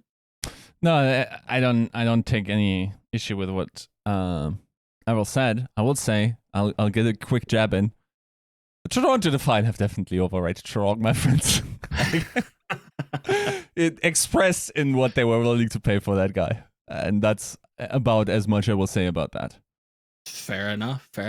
If anybody, you know, feedback is definitely appreciated with Get Off the Fence. This is, you know, the first time out, so you know. The fans out there must be like, Chorong's getting paid $1 million. Right. Like, any patrons, crouchers, definitely get feedback. We will continue this if you guys like it. But we only know if you communicate with us, so let us know. And I don't know if we want to quickly go over this, but I'll, you know, open the floor back up to AVRL here. Co-streaming thoughts? Overwatch League. It's definitely pretty successful. It looks like it's pretty successful in that other shooting up bang bang game. This is a 1 hour segment, guys. I don't think anyone disagrees. I think everyone who is a fan of esports and who's paid attention to esports knows that co-streaming, even if you only follow Overwatch, you probably know that co-streaming to some degree is like a pretty cool thing, but it's been heavily underutilized in Overwatch. Yeah. And Riot is kind of paving the way right now and showing the world what you can actually achieve with co-streaming. And so they have got big co-streaming deal is not the right word to use. I wouldn't even say agreement. What would be the right word to use? Big co-streaming, like not even partnership, just big co-streaming, like, you know, things going on with stuff. Yeah, with the co-streamers where, you know, we're collaborating. Maybe that's a better word. They're collaborating with you know, specific content creators and personalities and giving them official rights to co-stream. So not the unofficial stuff I'm doing when I'm co-streaming Overwatch League, right? And I can't show any of the game really. I show the HUD and that's it. Yeah. That's unofficial. You can't actually watch the game from my feed. Official co-streaming means the full stream. You can see the full stream, and you do not have to be watching the main stream. You can just watch the stream on my stream or whoever the co-streamer is. That's an official co-stream. I've done a couple of official co-streams, but mostly they're all unofficial that I've done. And I think Overwatch League could do a lot more with official co-streams that with personalities and content creators that are not just like official franchise team co-streams. Because if you paid attention, you'll have noticed that Shock did co-streams, Toronto did co-streams, Washington did co-streams, and some other team, I think Atlanta did a co-stream as well. So the official teams did their own co-streams on their YouTube pages, and they did not do well. Like some of them got like 10 viewers, you know, or less, because they're poorly marketed. Right. Most people, and there's the other thing. There's the other problem with co-streaming Overwatch League is that it's all on YouTube. Like you can't even co-stream. Not it has to be on YouTube. You can't do it on Twitch. So the co-streams are being done. The official ones. I mean, not talking about Vast. Not talking about me. Not talking about Brandon here. Official co-streams were done through franchise teams only, and it was exclusively on YouTube, and no one knew about them, and the marketing for them were really, really bad, and they're not discoverable. They were incredibly undiscoverable. I didn't even. It was hard for me to even find them. I didn't even know which ones were on. It was so poorly marketed. I consider myself to have my ear very close to the floor of Overwatch stuff, and I didn't even know about half of them. Yeah. So agreed there. yeah, It was, there's a lot they can do. They got to give more access to the personalities. and that's kind of the beauty of what I've seen coming out of like even League of Legends, like with the the partnership program that they have, where not only do they get access to some sort of feed, I won't comment on the logistics of that or what specifically that is, but I know that they even get like some giveaways. They like Riot provides them with like swag to give out to people so that there isn't more of an incentive to actually tune in and watch. I think if I don't even know if it's like a blame on the team front side of things when it comes to those, the marketing to their own personal co-streams. But if we come into 2022 with, a potential return to somewhat of a live event system, even if it's, technically a live event, but also the team's playing online, do you have maybe an in-house crew, maybe casting that, there's, I think a lot of ways that we can take co-streaming and make it our own. There's a lot of benefit to that, but it comes from the top down. We have to have Activision Blizzard actually reach out to these prominent people who we want to keep within the scene, and you have to, again, collaboration is the kind of key word, I think, to your whole point. And thus far, it has not been very collaborative.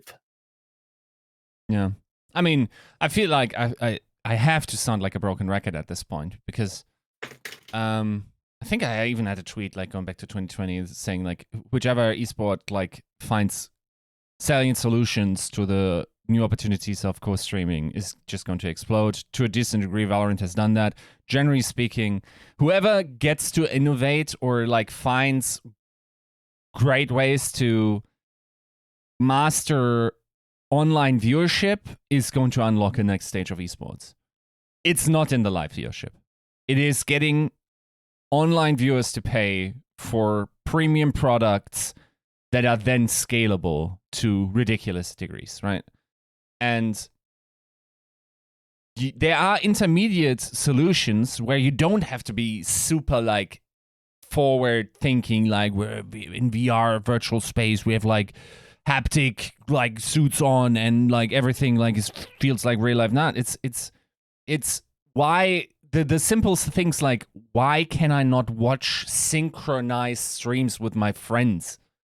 Like why does someone have to hold back their emotions in the call that I'm in because they're 2 seconds ahead and someone just popped off and is now ruining my experience by going like, oh my God. And you're like, oh, what happened? Like, did I miss it? Like, and then like 3 seconds later you catch up and it's like, oh, that was kind of spoiled for me.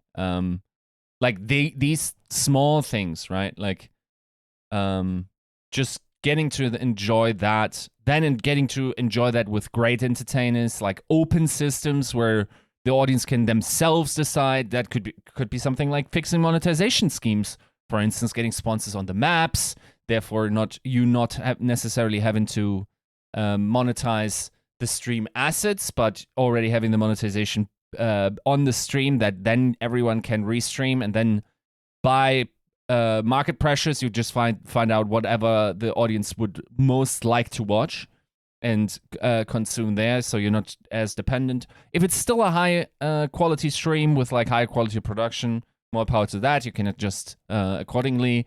It just feels like, especially younger audience, likes more authentic formats where they have a, dare I say, buzzword, parasocial relationship to the streamer they're watching, and like to sort of like have the feeling of watching their sports with friends. Esports is still generally like sort of like a mildly isolating experience, because like even if you have friends that play video games, you probably don't have as many friends unless you are in a community that have the same interest in the same esports, so you're probably not watching offline. So I feel like the solution is to find salient applications. First stage would be, can I please have something like Netflix party for those unfamiliar, like during the COVID pandemic, friends and I have been using like this app. I think it has even been bought now by Netflix party, where you can synchronize, like someone is the party leader and they control the next Netflix play button and like can stop and start and whatnot. And now you're synchronized.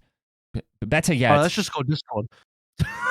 Well, it doesn't necessarily. I guess they could restream it, right, for everyone. Yeah, it's a little clunky, right? But like we are watching in Discord, and like I'm frequently getting spoiled depending on what streaming platform I'm on. Like, am I 2 times checked or whatever? 2 times check, referring to our practice to like use the 2 times playback speed YouTube player function in order to get through the buffer. Then my connection is buffering while the people in North America aren't experiencing as much buffering. So 10 minutes later, I'm 5 seconds behind again. It's an awful experience that doesn't make for a genuine like exchange of a group of friends watching sport. Like part of it is sharing in the joy of the moment and getting to experience it at the very same time if you can't be in the same physical room. But what Netflix Party also does great and has almost entirely saved friendships for me, it's like I hate watching dubs, right? So I can watch it in English and they can watch it in German. What if, and that Valve has already done that, what if I can watch with my friends commentary of one streamer and they watch commentary of another streamer in the same, we all consume the same visual experience, but we have different voices, and maybe there's different overlays with the streamer cams, maybe there's a solution there. I just don't feel like anyone is really pushing the envelope as much, even though Riot is trying with the co-streaming and like sort of like pushing it out. It didn't take much, dude. Like, I remember like during Masters, was it Berlin 1 or Reykjavik even already? Like the co-streaming numbers were nuts, like in comparison, right? Speaking to different language communities, speaking to different gaming communities, speaking like I could just see like maybe you don't need one big channel. Maybe you can have like people enjoy the same experience from different points of view, but still sharing in the same rough cultural storylines, which is the game. But then maybe I can watch it through the main support, or that guy's known for explaining the game through the lens of that, or through the lens of like tank lines or whatever it is, right?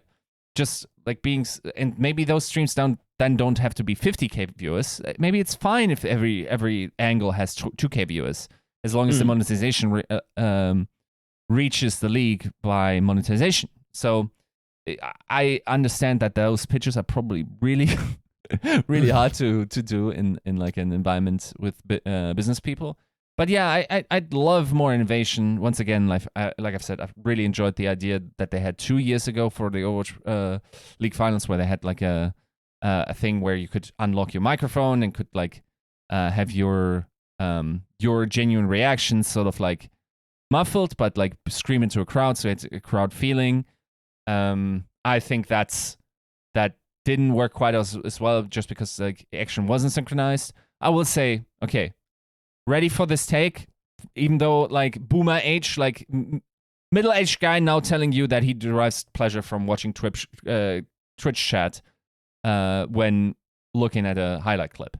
If I watch a highlight clip, I will watch it once, will enjoy the experience, then I will watch it again, looking at the speed at which emotes come in and at the climax of the situation. It will enhance my experience. Why is that not part of the active broadcast in some way? Why is that not being explored as a way to enhance the experience of everyone else? And sort of like Pavlovian teaching, like, I don't know what it is. Maybe it would be dots coming up on the side, like maybe something interactive. We've had interactive games on Twitch all the time with like people playing gigantic games with their audience, where their audience gets to interact. Maybe that could be part of the broadcast experience. Like we already have it for streamers, where like if an emote is spammed with high frequency, that it shows up on the stream. Maybe something equivalent. It doesn't have to be Twitch memes, guys. Just like play with the concept a little bit and like just accept the environment that have created itself. Like look at the things that seem to work and seems to express themselves, and adapt them in a less silly way that still functions under the same umbrella. So yes, like co-streaming, big opportunity there. And it rolls out in steps. Of course, if we're thinking long term, I still remain the end goal should be to be able to be in a, like way down the line, when I'm in my rocking chair at 70. I want to have a VR headset on, possibly haptic suit, in a virtual environment, watching with my friends some esports where athleticism and esports have converged, and I can experience a full game fan experience, possibly with another million people in the arena. Me being able to intuitively tell what their emotional state is based on the play that is happening on the esports field, and making emotional connections to people in that virtual space while I'm watching that same cultural phenomena. That is the end goal. And the one that's highly scalable and eventually will like have silly profit margins in comparison to like small scale thinking localization schemes where you can maybe cram 50. What is 50k people in an arena, bro? When you can get 5 million people into a virtual arena in that everyone pays for as well, once you've demonstrated value towards the entry fee. Everyone's paying for UFC, right? Like we got to develop product. Yeah, okay, kind of. We got to develop products where the value we add to it are very obvious, and educate an audience towards like putting their dollar into that experience. And it's not going to be made by the current schemes that we have. We have to push the envelope. We have to demonstrate value, then put that behind a paywall. Fair. AVRL, you think Yiska would eat a virtual steak like Cypher style? Like, I feel like he's like, we're gonna lose him to the Matrix. Nah, like Yeah, it would be virtual How fish sticks. plugged in- he feels very plugged in, I will say. Dude, if you can upload me, do it now. Just upload. So me. I think most people would prefer to be uploaded. Yeah. Yeah. Be interesting. In this pain.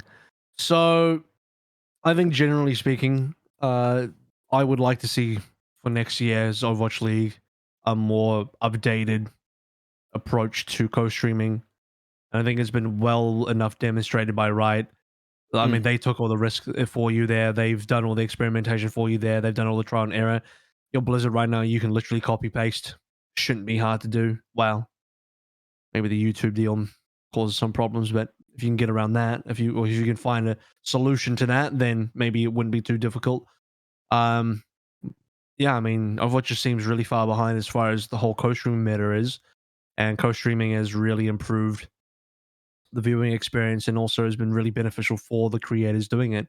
In the Riot game so far, and they've done a great job of looking after their personalities and their creators, with stuff like this. So there's a lot to learn. There's nothing negative from it. I think co-streaming is a really positive thing. Agreed. Yeah. Very controversial take, I know. It would be very useful. I don't know whether that's from the franchise front or just an open grassroots, application, or maybe you just give it to everybody and let whoever wants to try to take the product and run wild with it. I don't know that you give it to everybody. I think Riot do a good job of partnering with specific people to deal with. Agreed. What's the problem with giving it to everybody? I mean, at that point, it kind of defeats the purpose. I mean, most people... How many... I mean, at the end of the day, I was thinking, like, you still want people watching on mainstream. Yes. Although I suppose if you are co-streaming, you have to you ideally co-streaming from off the The main mainstream feed. anyway. Yeah. But I mean, like, I don't know, like, what? Is there any real reason to just give it to everybody outside of like just having it to be free access because it's freedom, I guess. It's more technically speaking, it's more valuable to the people that are partnered. Yeah. To be doing it, having that exclusivity, which is good for the creators. Mhm.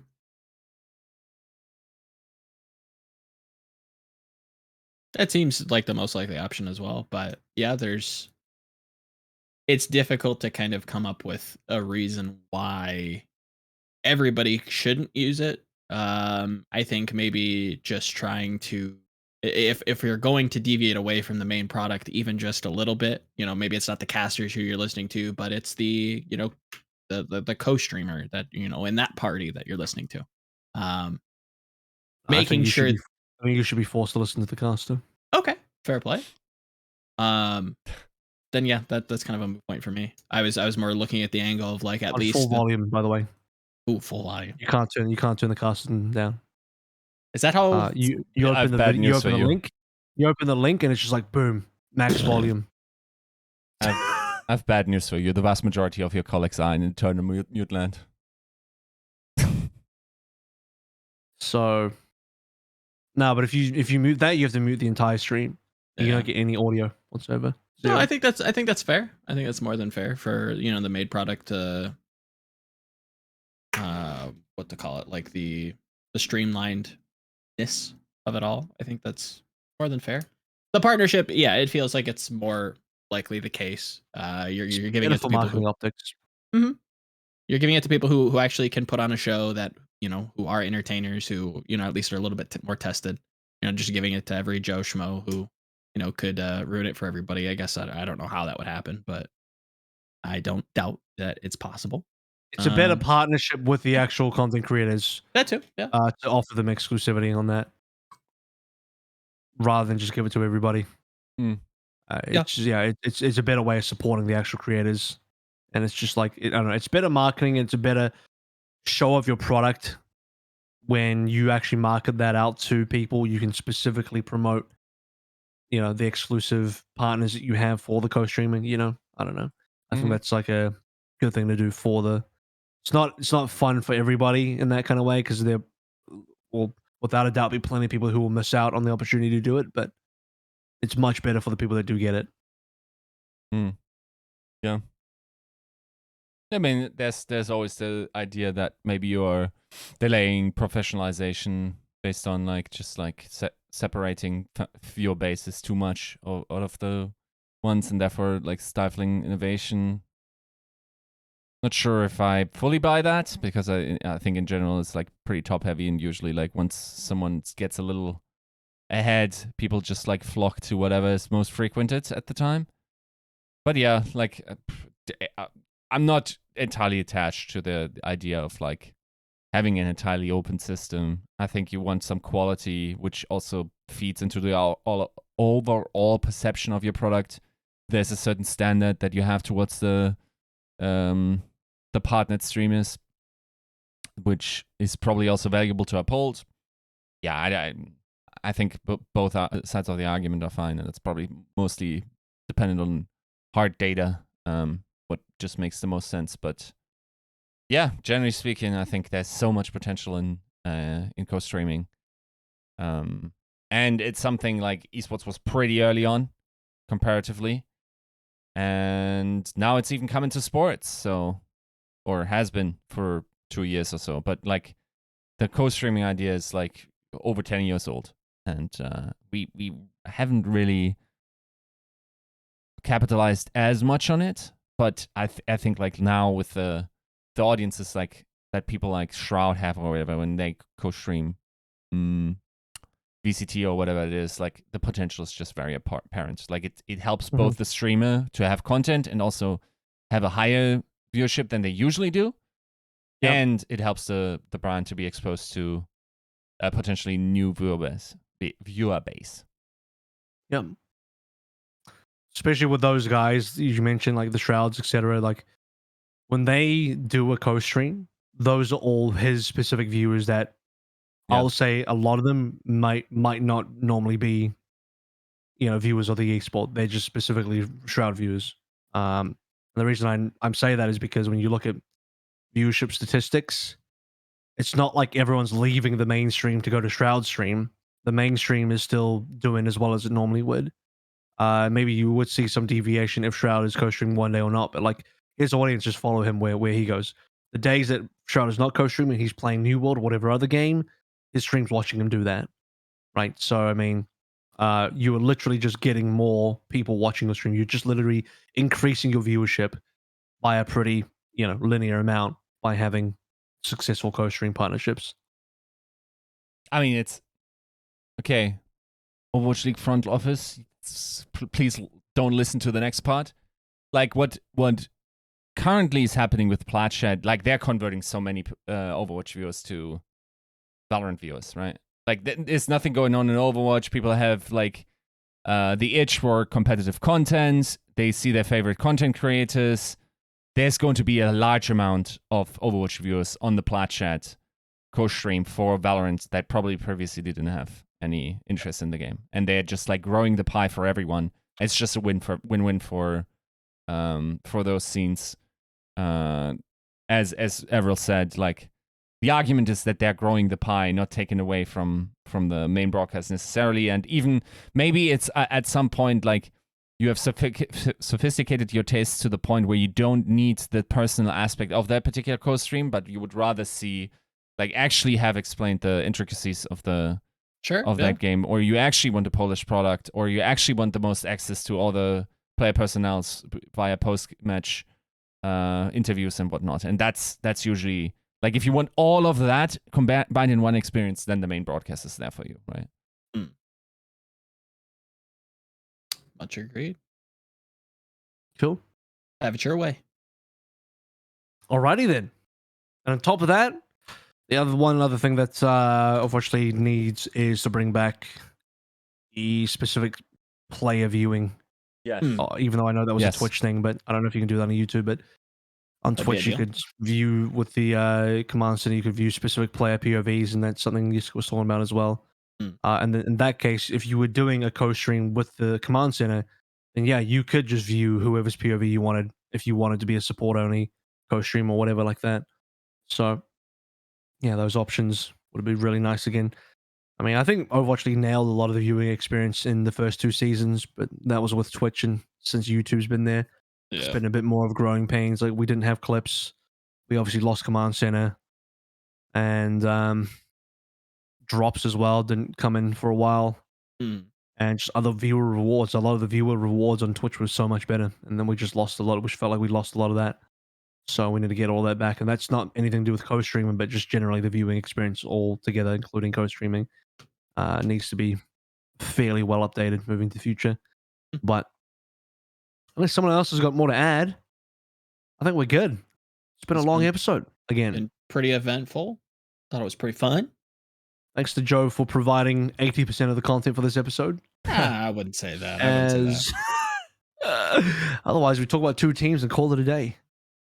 So, yeah, guys, we'll have a big think about what we're doing for next week, as we will cross our fingers and hope that more teams will be making roster moves. If they don't, it'll be big sad.